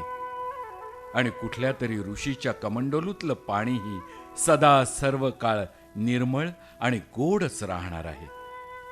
अश्वत्थामा, प्रचंड राक्षसांना सगळं प्रचंड दिसतं, पण लहान लहान गोष्टी दिसत नाहीत रे. एक कोवळा मासाचा लुसलुशीत गोळा एका आईच्या पोटात अजून थरथरतो आहे. त्या अंकुराचा उद्या वटवृक्ष होणार आहे. अनेक पारंब्यातून पांडवांचा हा वटवृक्ष जमिनीत खोल खोल जाईल. चिरंजीव अश्वत्थामा, चिरंजीव अश्वत्थामा, आम्हाला तो दिसणार नाही, पण तुला पाहावाच लागेल. त्याच्या पुढे मान झुकवावीच लागेल. तरी हरकत नाही. चुकलं तर थोडक्यातच, पण शेवटी मीच युद्धाचं पारडं फिरवलं. एका मानी स्त्रीच्या ओठापर्यंत आलेला विजयाचा गच्च पेला मीच भिरकावून दिला. काही क्षणात इकडचं जग तिकडे फेकून दिलं. यात मला समाधान आहे. लक्षात ठेवा, तुमच्यापैकी प्रत्येक जण झडून झडून मरणार आहे. मी जसाच्या तसा राहणार आहे. येणाऱ्या जाणाऱ्या माणसांना, प्रत्येक पिढीतल्या माणसांना सांगणार आहे, रात्रीच्या वेळी कावळीची पिल्ल खाणाऱ्या त्या क्षुद्र घुबडात लपलेलं नियतीचं प्रचंड भेसूर रूप फक्त मीच ओळखलं. आणि जय नावाच्या या इतिहासाला मी कलाटणी दिली. शेवटच्या सेनापतीची शेवटची कलाटणी. अशी कलाटणी की ती देताना मीच प्रत्यक्ष दैव झालो. त्याच्या गतीच्या चक्राला मी अशा वेगानं फिरवलं की क्षुद्र माणसं किड्यासारखी वळवळत थरथरत त्याच्याकडे पाहत राहिली. नुसती पाहतच राहिली. तोंडापासून पायापर्यंत याचं शरीर टराटरा फाडलं असतं रे. पण काय करू, हा नरपशु अवध्य आहे, चिरंजीव आहे. घे, हसून घे, कारण आता तू शेवटचाच हसणार आहेस अश्वत्थाम्या. असं कशावरून? यापुढे तुला हसता येणार नाही. दैवाचं एक भेसूर रूप तू आम्हाला दाखवलंस, त्याहून भयंकर दुसरं रूप मी तुला दाखवते. ते सुद्धा माणसं शतकानुशतक पाहत राहतील. अरे जास्तीत जास्त काय कराल? करा हवी तेवढी विटंबना माझ्या शरीराची. मी सुचवू तुम्हाला? माझे हे पराक्रमी हात तोडा, डोळे काढून मला आंधळ करा, गाढवावरून धिंड काढा, मी तयार आहे. पोरकटेस रे अश्वत्थाम्या. तुला जी शिक्षा नेमकी चुकवायची आहे ती आमच्या ध्यानात येऊ नये म्हणून दुसऱ्या शिक्षा सुचवतोस होय. मला कोणतीही शिक्षा चुकवायची नाही. वाटेल ते शिक्षा मी सहन करेन. तीच भूषण म्हणून मिरवेन. असं हो असंच. ठीक आहे. भीमा, तो मणी. द्रौपदी भीमा, नाही आता एक क्षण थांबू नकोस. नाही द्रौपदी. त्याच्या कपाळावरचा तो लखलखता मणी आत्ताच्या आत्ता नाही, हिसकावून द्रौपदी. काढून काढ. या चांडाळ्याच्या चेहऱ्यावर माणसाचं कोणतंही तेज म्हणून राहता कामा नये. नाही. ते नष्ट झालंच पाहिजे. द्रौपदी. कापून काढ तो मणी भीमा. नाही. थांब थांब अश्वत्थाम्या, तुला आता पळून जाता येणार नाही. सगळे दरवाजे बंद आहेत. थांब नाही.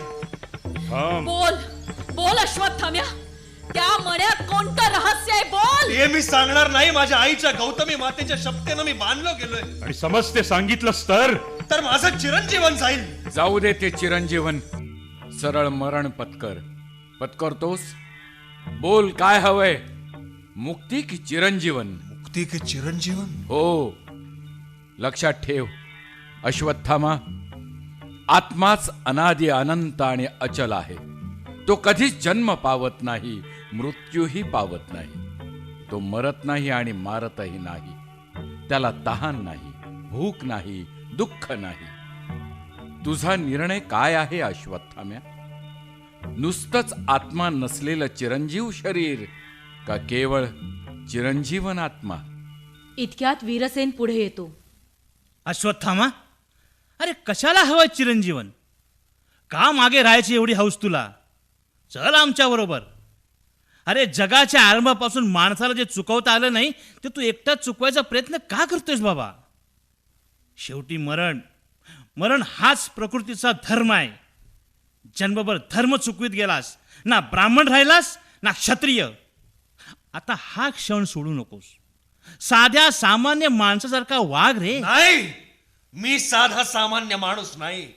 प्रत्यक्ष देवानं दिलेला चिरंजीवनाचा वर मी नाकारणार नाही. त्यातही काहीतरी अर्थ असलाच पाहिजे. मी जगणार, तुम्ही मरणार. तुमची प्रेत होणार, तुमची हाडं, तुमची राख मी पाहणार. पहा, खुशाल खुशाल पहा. जग आणि भोग तुझं हे चिरंजीव पण त्या मण्या वाचून. भीमा, नाही. थांबा हो पुढे. थांबा. क्षमा करा काका, पण हा शेवटी आपला आहे. आपल्या सर्वांचे गुरु द्रोणाचार्यांचा एकुलता एक मुलगा आहे. जुगार, स्वयंवर, युद्ध, रक्त, सूड, कपट खेळलो की सगळे आपण. त्याच्या जवळ आपल्या सर्वांची शेवटची एक चांगली आठवण राहू द्या.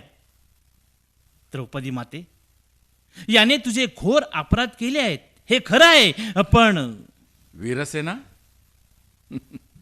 थांबलास? थांबावंच लागलं तुला. हा संघर्ष वीरांचा आहे, फार मोठ्या तत्वांचा आहे.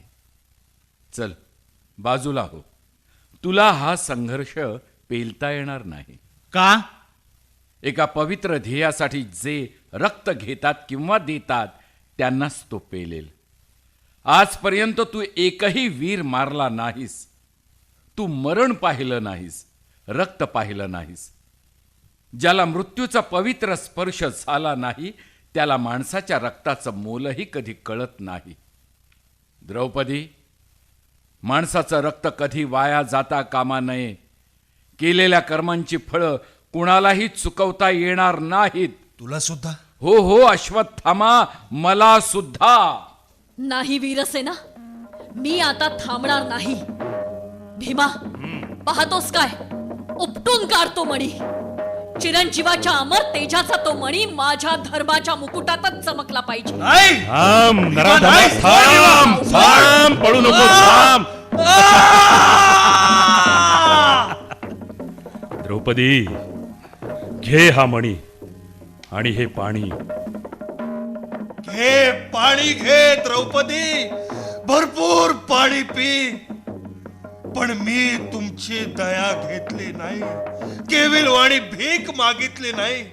मी ब्राह्मण नाही, क्षत्रियच आहे हे सिद्ध केलं मी. भीमा, कृष्णा, मूर्खांनो, तुम्हा जातीवंत क्षत्रियांना सुद्धा असला निर्णय घेता आला नसता. नाही, मी चाललो. मी चाललो, पण ध्यानात ठेवा, माझ्या रक्ताचा पाठलाग आता कधी थांबणार नाही. द्रौपदी, तूही लक्षात ठेव, अजून सगळं संपलं नाही, सगळं कधी संपत नाही.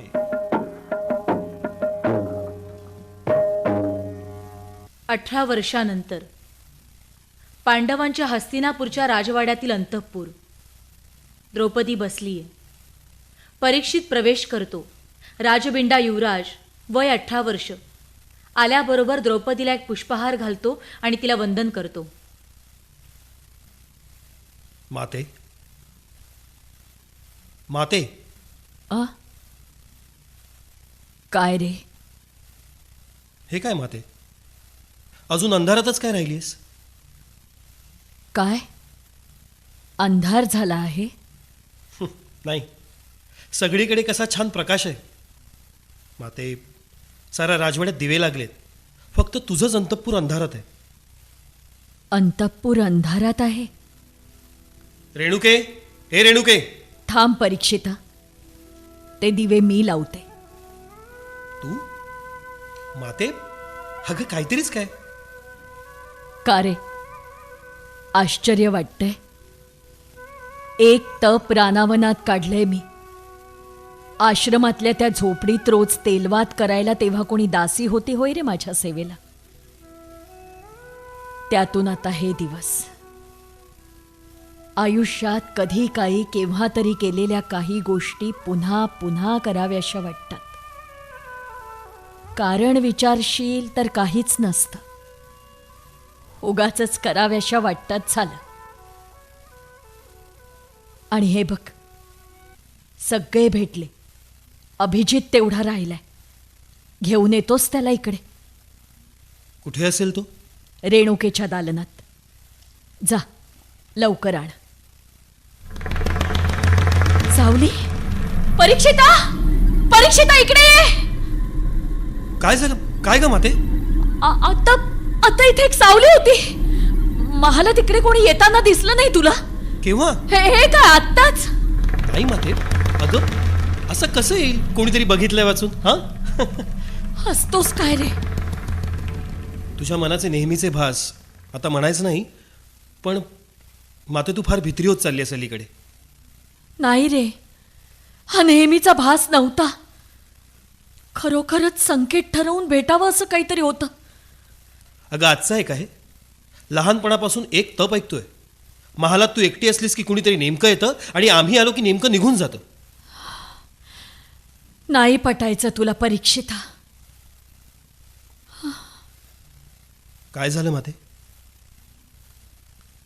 कशाला रे इतक्या लवकर मोठा झालास? हा हा म्हणता 18 वर्ष उलटून गेली. 18. परीक्षिता, लहानपणी तू फार गंभीर दिसायचास, एखाद्या ऋषीसारखा. हसायचंच नाहीस. कृष्ण म्हणायचा अश्वत्थाम्याची सावली पडलीये ना म्हणून स्वारी तशी झाली. एकदा सहदेवांचा श्रुतसेन इतका हसला, थांबता थांबेच ना. त्यावेळी कुंती माताच म्हणाल्या होत्या, मूल जन्माला येतं ते रडत रडत आणि मग एके दिवशी अचानक हसू लागतं. हसायचा शोधच लागलेला असतो जणू काही त्याला. आणि प्रतिविंध्य धर्मराजाहून किती वेगळा. खांबाआड लपून दासींना सारा राजवाडा पळायला लावायचा.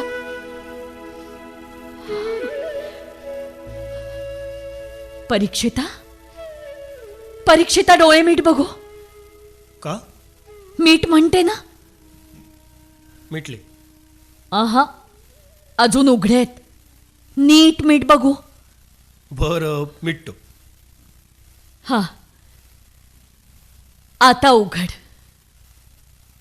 हे काय माते, मोत्यांचा हार? तुझा हार माझ्या गळ्यात का घातलास? तुझ्या जवळची माझी शेवटची आठवण. शेवटची? माते, अरे असं काय, आता आम्ही महाप्रस्थानाला नाही का जाणार? महाप्रस्थानाला जाणार? रोज विचारतोस. अरे धर्म आणि भीम त्याच्या मुहूर्तासाठीच व्यास महर्षींकडे गेलेत नाही का? इतक्या लवकर जाणार? तुम्ही सगळे जाणार? अरे आता कशाला कोणी मागं राहायचं? युद्ध झालं, रीतीप्रमाणे राज्य केलं, आता शेवटच्या यात्रेला निघालो झालं. निदान निदान तू तरी मागे राहा माते, माझं वैभव बघायला. काही वर्ष तरी, निदान एखादं तरी. अहं, बरं काही महिने. नाही रे वेडा, मला आवडतोयस. अरे महाप्रस्थान हा क्षत्रियांचा शेवटचा आनंद. परीक्षिता, तूही आम्हाला अगदी आनंदानं निरोप दे. आणि लक्षात ठेव, सम्राट पदाच्या तुझ्या मुकुटातील अश्वत्थाम्याच्या कपाळावरचा हा अमरत्वाचा मणी. काय पाहतेस माते? तूही एका अर्थाने अमरच आहेस परीक्षिता. राजा प्रजेच्या रूपानं पुन्हा जन्म घेतो आणि तिच्याच रूपानं अमर होतो. परीक्षिता, माझे तुला आशीर्वाद आहेत. तुझ्या मुकुटातला हा मणी जप. माते, तुला आश्वासन देतो, चांद्रवंशाची परंपरा मी गंगेच्या पाण्या इतकी पवित्र मानेन. पांडवांप्रमाणेच परीक्षिताच्या राज्यातही ब्राह्मणांच्या ज्ञानाचा सुकाळ होईल. क्षत्रियांची शस्त्रे लखलखीत राहतील आणि वैश्याचं धन कधी भ्रष्ट होणार नाही. पण माते, अखेर जाणार तुम्ही. कृष्ण गेले, पांडव चालले, आता द्रौपदी माता चालली.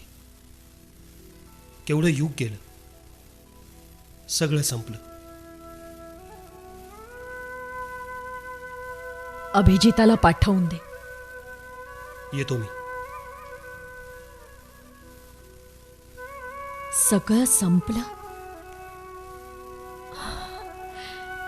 खरंच सगळं संपलं?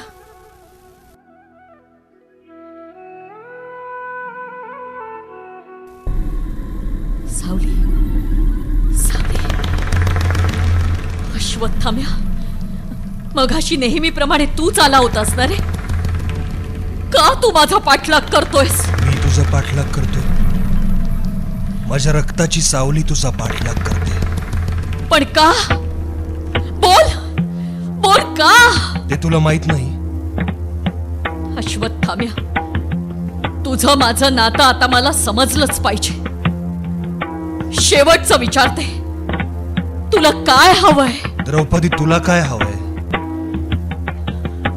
तुझी सावली इथं थरथरून थरथरून घुटमळतीये, पण तुझं शरीर कुठं आहे अश्वत्थामा? सावली प्रकाशामागून जात असते, तिला शरीर सापडत नाही. शरीर अंधारामागून जात असतं, त्याला सावली सापडत नाही. माझी सावली माझ्या शरीरापासून तू तोडलीस. पण लक्षात ठेव द्रौपदी, सगळं कधी संपत नाही. काहीतरी राहतं, काहीतरी उरतं.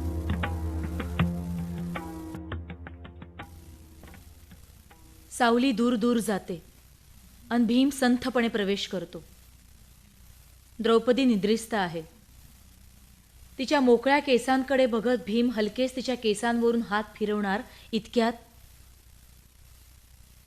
केव्हा आलास? कशाला इतक्या लवकर जागी झालीस? म्हणजे किती दिवसांनी पुन्हा तुझे हे लांब सुंदर केस दिसले. यज्ञातील अभिषेकाच्या पवित्र पाण्याने सतत न्हालेले हे केस किती काळे दिसायचे. बायकांनी कधी भोगू नये एवढं भोगलंस तू द्रौपदी, पण तुझे केस मात्र अजूनही तसेच कुरळे, तसेच दाट राहिलेत. माझ्या जीवनाला अर्थ दिला तो या केसांनी.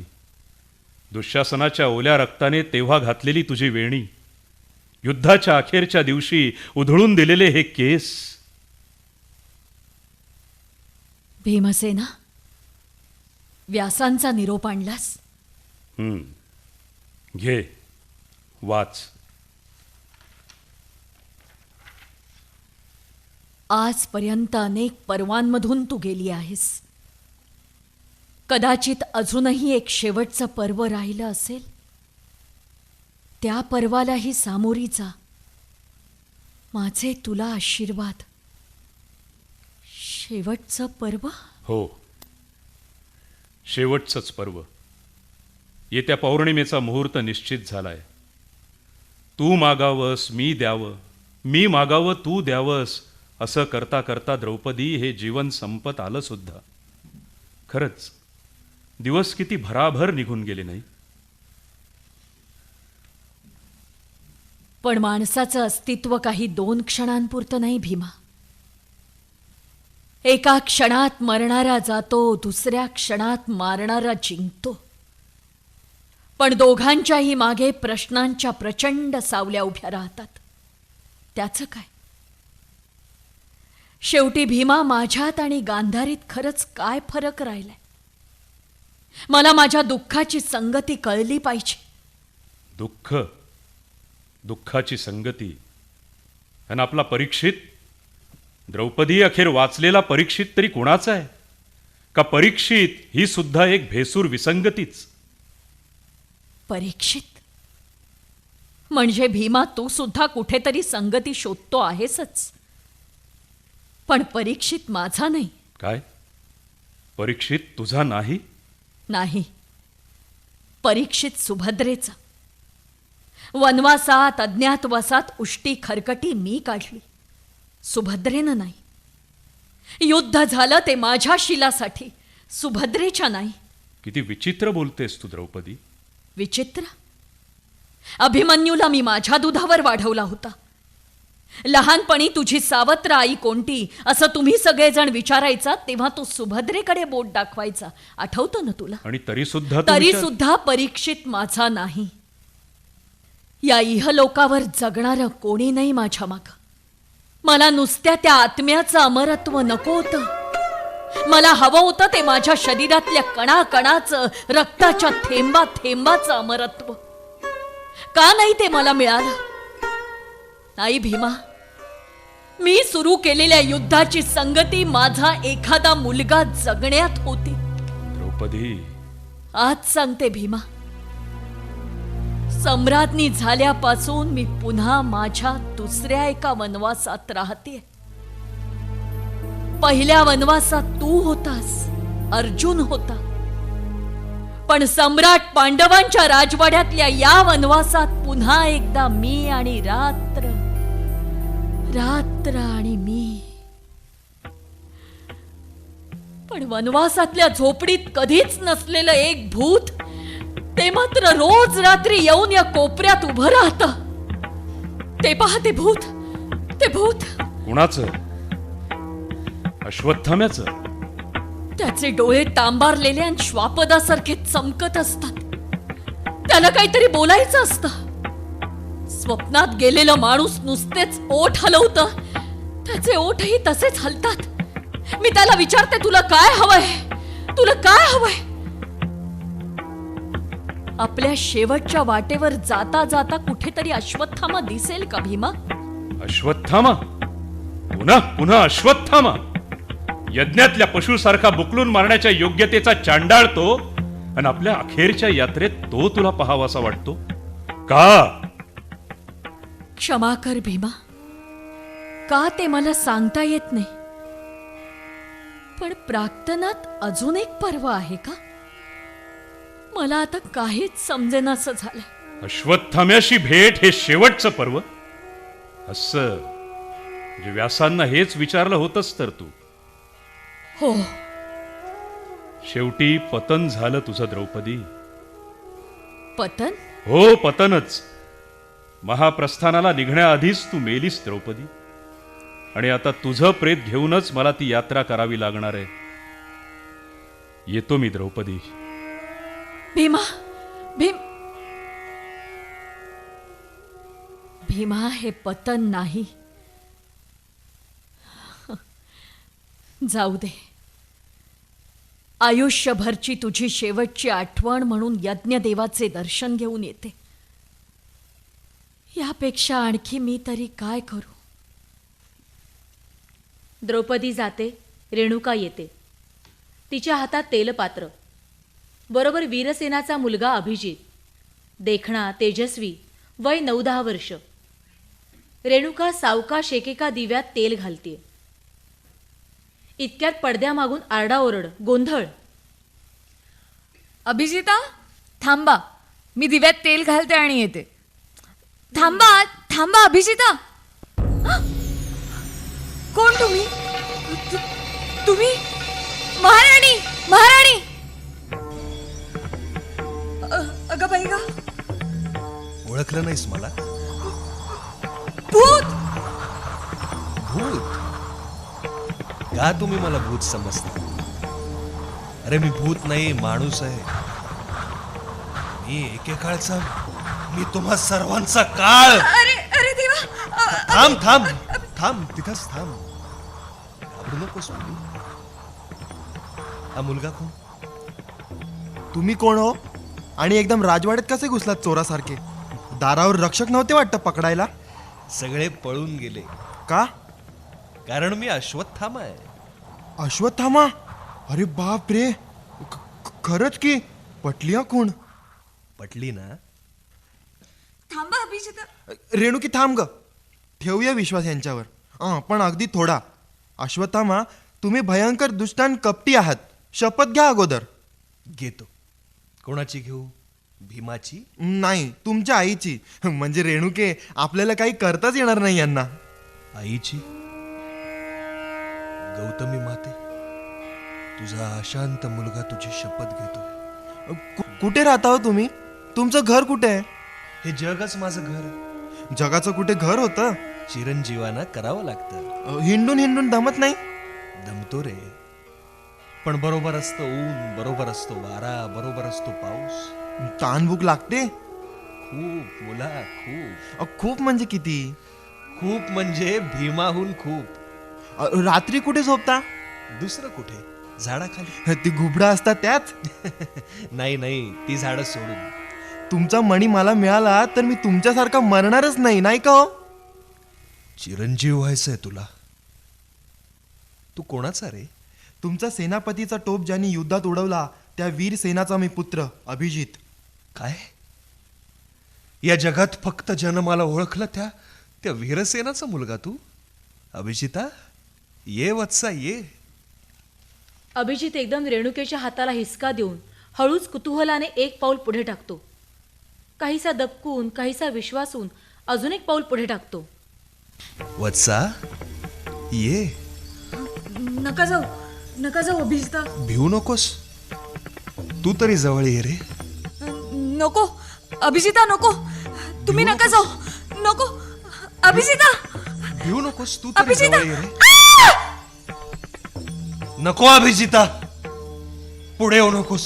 नाही नाही नाही, आता जवळून काही नाही. जा अभिजिता, परत जा. रेणुके, रेणुके काय जा. अश्वत्थाम्या तू? अभिजिता, रेणुके, जा आता. मी आहे इथं. माते प्रणाम. चिरंजीव अभिजिता, चिरंजीव भव. जातो मी माते. पण शी, हा कसला गा अश्वत्थामा? मला वाटलं अश्वत्थामा म्हणजे काय असेल. अभिजिता, निघ इथून. रेणुके, घेऊन जा याला. जी महाराणी. चला अभिजिता. हा कसला अश्वत्थामा? द्रौपदी, मी आलोय. का? अखेरच्या भेटीला, अखेरचं बोलायला. बाकी मला अचानक पाहून तुला फार समाधान झालं असेल ना? पण तुला पूर्ण समाधान हवं असेल, अगदी शांत तृप्त मनानं तुझ्या महायात्रेला निघायचं असेल, तर ते झाकलेल्या डोळ्यांनी कसं बरं दिसेल?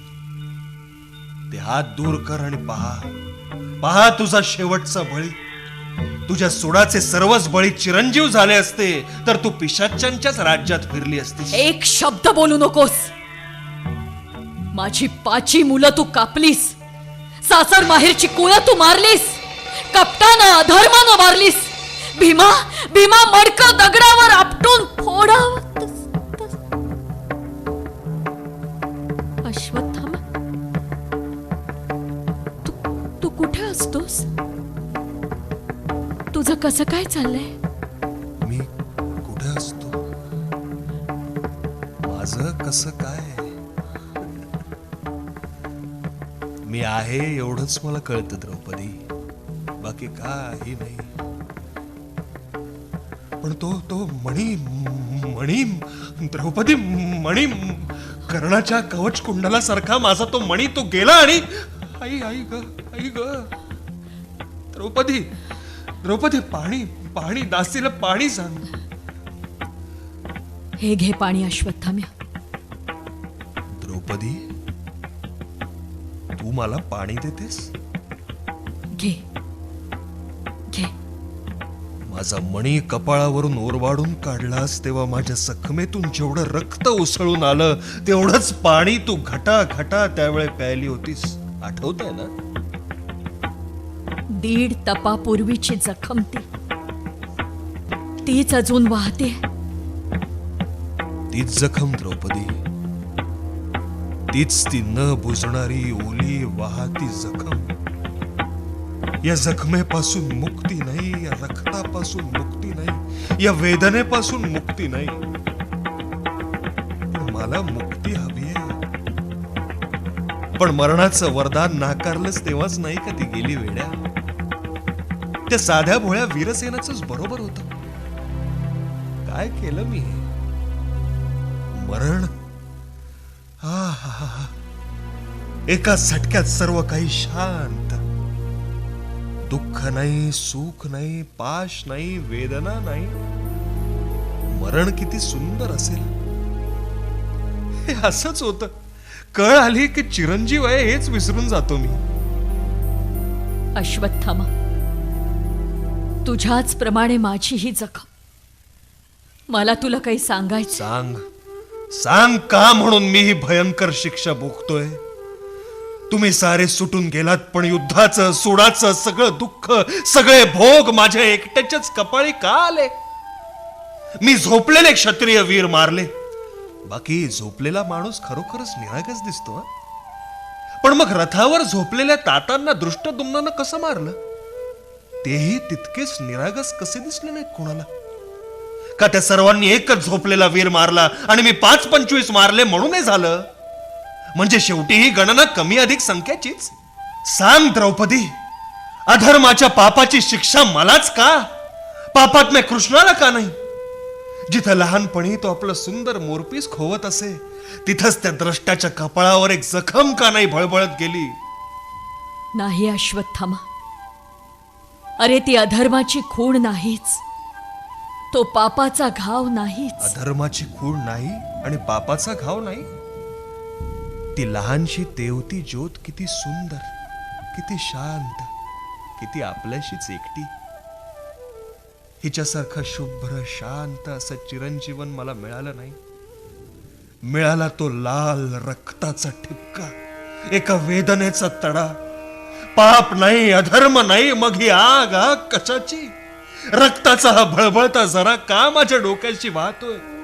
ओल्या चिकट रक्ताच्या वासाची ही कंटाळवाणी सोबत कशासाठी? बोल द्रौपदी बोल. मलाच पुन्हा विचारतोस? चांडाळात चालता हो इथून. द्रौपदी, तुझं हे घाणेरडं भेसूर तोंड मला पुन्हा दाखवू नकोस. अरे तुझ्यामुळे माझ्या जीवनातला सारा अर्थ गेला. जन्मभर सावरलेला सुंदर तोल मी तुझ्यामुळे घालवला. शेवटी माझ्या वाटेवर तुझं रक्त होतं. प्रत्येक पावलागणिक रक्ताचा एक एक ठिपका. जखमी झालेलं जनावर आपल्या मार्गावर ठेवतं तसं. इतकं रक्त येतं तरी कुठून म्हणून मी मागे फिरले. माझा कृष्ण नको नको म्हणत होता. माझ्या भीमाला तर तसाच एकटा एकटा सोडून मी इकडे परतले. पण तुलाही आणि मलाही कशाचाच अर्थ सापडत नाही. जा जा, माझ्या डोळ्यासमोरून एक क्षणभर सुद्धा राहू नकोस. कदाचित कदाचित द्रौपदी, आपण दोघही एका प्रचंड चक्राचे फक्त 2 भाग तर नव्हतो. आपल्या दोघांच्याही वडिलांपासून हे सुडाचं चक्र फिरू लागलं. द्रुपदानं तातांना भिकारी म्हटलं. तातांनी द्रुपदाचं अर्ध राज्य जिंकून त्यांची रस्तोरस्ती गाढवावरून धिंड काढली. दृष्टद्युम्नानं तो दंश मनात ठेवला. आणि द्रोणांचा वध केला. मी जळत गेलो आणि दृष्ट दुम्नाला आणि तुझ्या मुलांना मारलं. अश्वत्थाम्या, पण तू त्या भयंकर टोकाला का गेलास? ज्यांनी हे जगही पाहिलं नव्हतं अशा पोटातल्या जीवांनाही तू मारलंस. अश्वत्थाम्या, अरे तू तिथंच कसा थांबला नाहीस? कोणी कुठं थांबायचं आणि मीच का थांबावं? आपल्यापैकी कोण थांबलं? कृष्ण थांबला, दुर्योधन थांबला, कर्ण थांबला आणि द्रौपदी तू? 5 मुलांची आई असून तू थांबलीस? तुझी मुलं गेली तेव्हा खरोखरच सगळं संपलं नव्हतं? तू निर्माण केलेल्या महाभारताचा तोच पूर्ण विराम नव्हता? एकमेकांच्या सुडाची देणी घेणी तिथंच सुट्टी झाली नव्हती? पण तू ही शेवटचं म्हणून सुडाचं आणखी एक भयंकर टोक गाठलंस. माझ्या अमरत्वाचा मणी ओरबाडून काढून माझ्या कपाळी रक्ताचा कायमचा झरा तू लावून दिलास. तू मला केलेली जखम म्हणजे द्रौपदी, माणसानं माणसाला केलेली कायमची जखम. पण 5 मुलं गेल्यावर तू जशी शुद्धीवर आलीस, फार उशिरा शुद्धीवर आलीस, तसं मीही फार उशिरा शुद्धीवर आलो. एक भयंकर कुतूहल पुरं झाल्यावर. कुतूहल? कसला? सुडाचं, संहाराचं, एका भयंकर मोहाचं कुतूहल. शेवटी मी अमरच होतो. कळू लागल्यापासून वाटायचं हा माणूसच नाहीसा केला तर, जन्म जगणं मरण सगळं अस्तित्वच नाहीसं केलं तर, बघूया कसं वाटतं ते, कसं दिसेल ते. एकटा मी आणि अस्तित्व शून्य जग. पहिली मुंगी टोचून पाहिल्यावर ती एकसारखी बघावीशी वाटते. खडगाच्या धारधार टोकावरून हात फिरवताना आणि रक्ताचा चकचकता थेंब प्रथमच पाहताना छातीत धडधडते. त्या रात्री वटवृक्षाच्या ढोलीतली कावळीची पिल्ल खाणारं ते घुबड मी पाहिलं आणि एका क्षणात रात्रीचा सारा अंधार खालीवर झाला.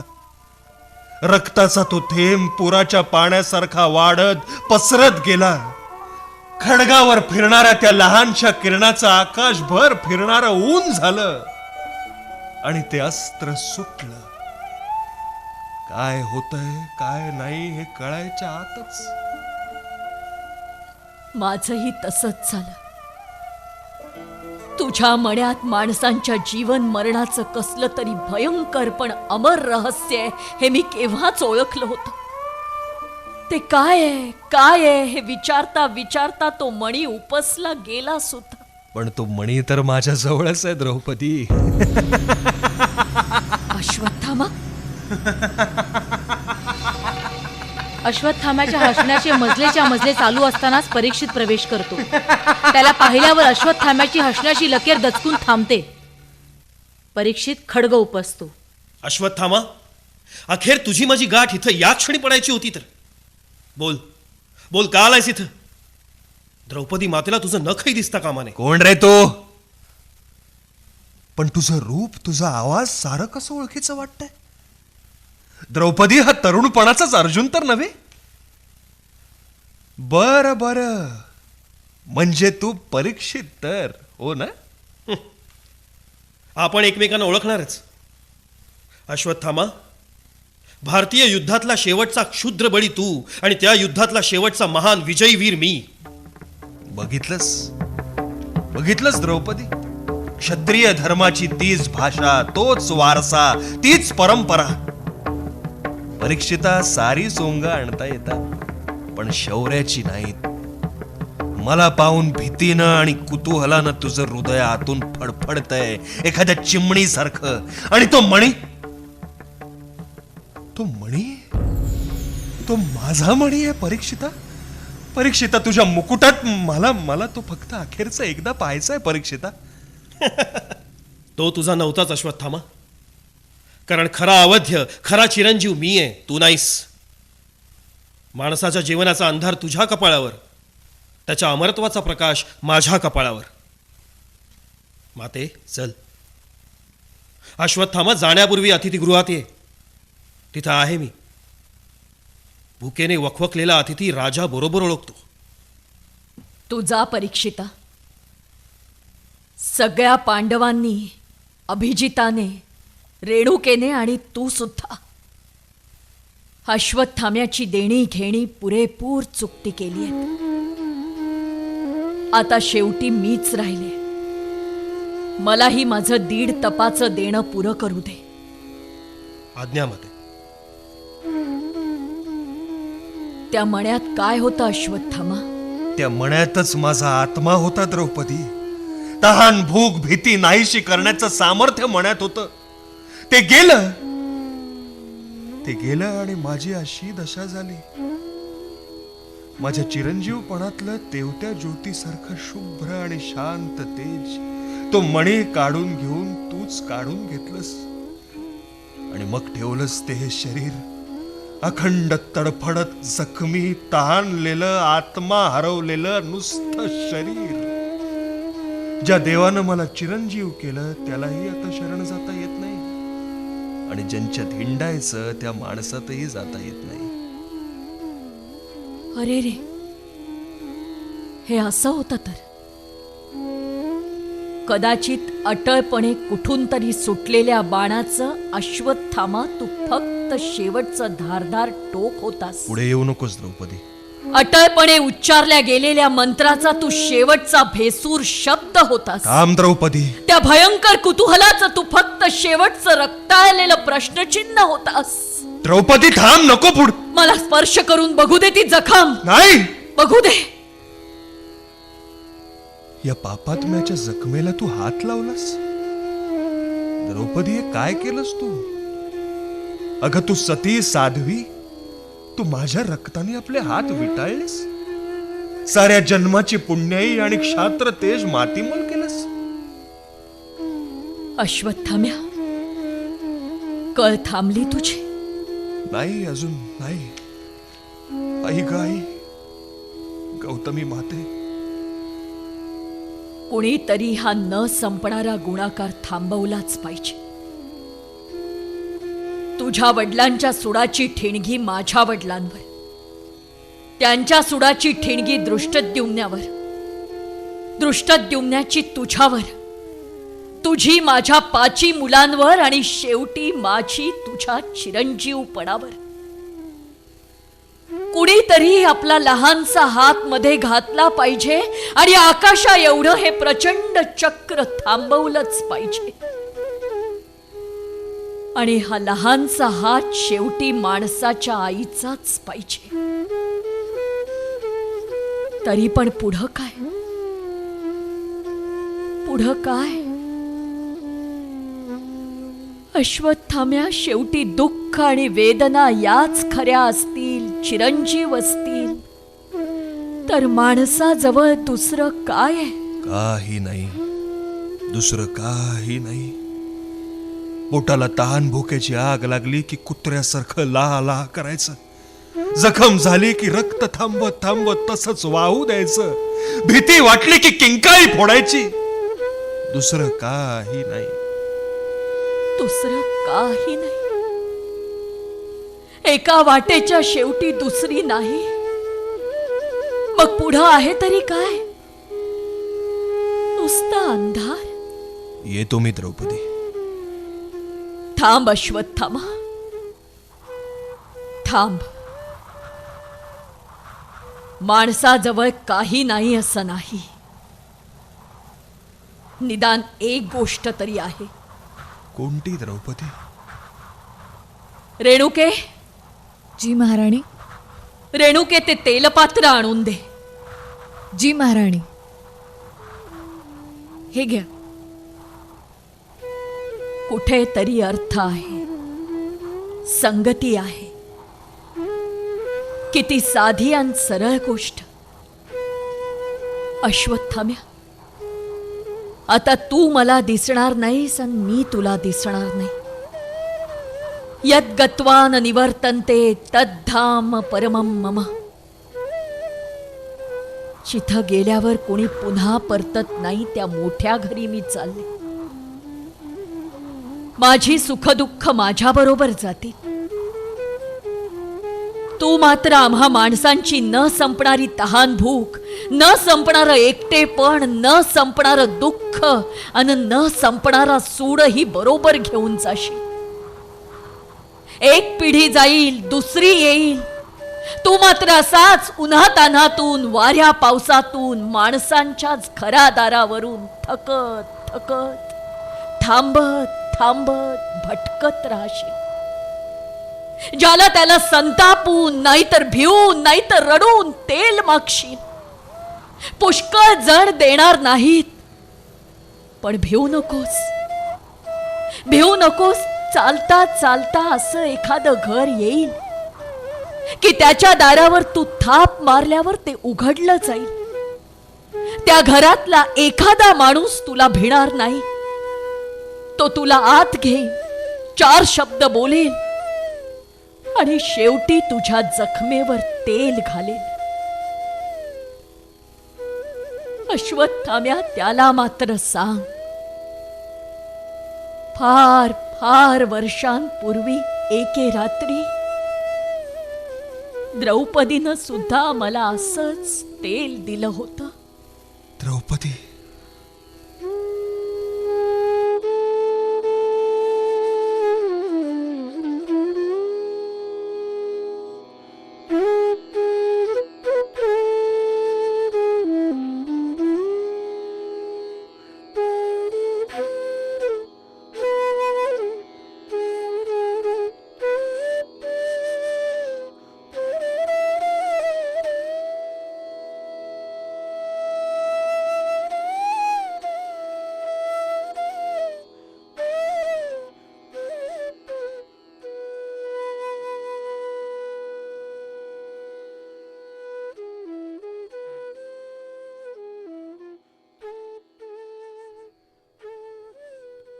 श्रोते हो, आताच आपण माता द्रौपदी या रंगमंचीय नाटकाचं नभोनाट्य रूपांतर ऐकलं. लेखक विद्याधर पुंडलिक, निर्मिती मुंबई मराठी साहित्य संघ, दिग्दर्शक प्रमोद पवार, दिग्दर्शन सहाय्य उपेंद्र दाते, पार्श्वसंगीत नंदलाल रेळे, विशेष आभार मोनिका गजेंद्र गडकर आणि सुधीर ठाकूर. यातील भूमिका आणि कलावंत: कृष्ण प्रमोद पवार, अश्वत्थामा संग्राम समेळ, गांधारी शुभांगी भुजबळ, भीम भरत चव्हाण, वीरसेन प्रतिविंध्य आणि शतानिक शिवाजी रेडेकर, परीक्षित सूतसोम आणि श्रुतकर्मा विशाल मोरे, रेणुका अनघा भगरे, अवंतिका सारिका खोडे, अभिजित आणि श्रुतसेन शुभम शिर्के आणि द्रौपदीच्या भूमिकेत अनुपमा ताकमोगे. निर्मिती सहाय्य तेजस्वी कांबळे, शुभांगी भुजबळ. आकाशवाणी निर्मिती उमा दीक्षित. ही आकाशवाणीच्या मुंबई केंद्राची निर्मिती होती.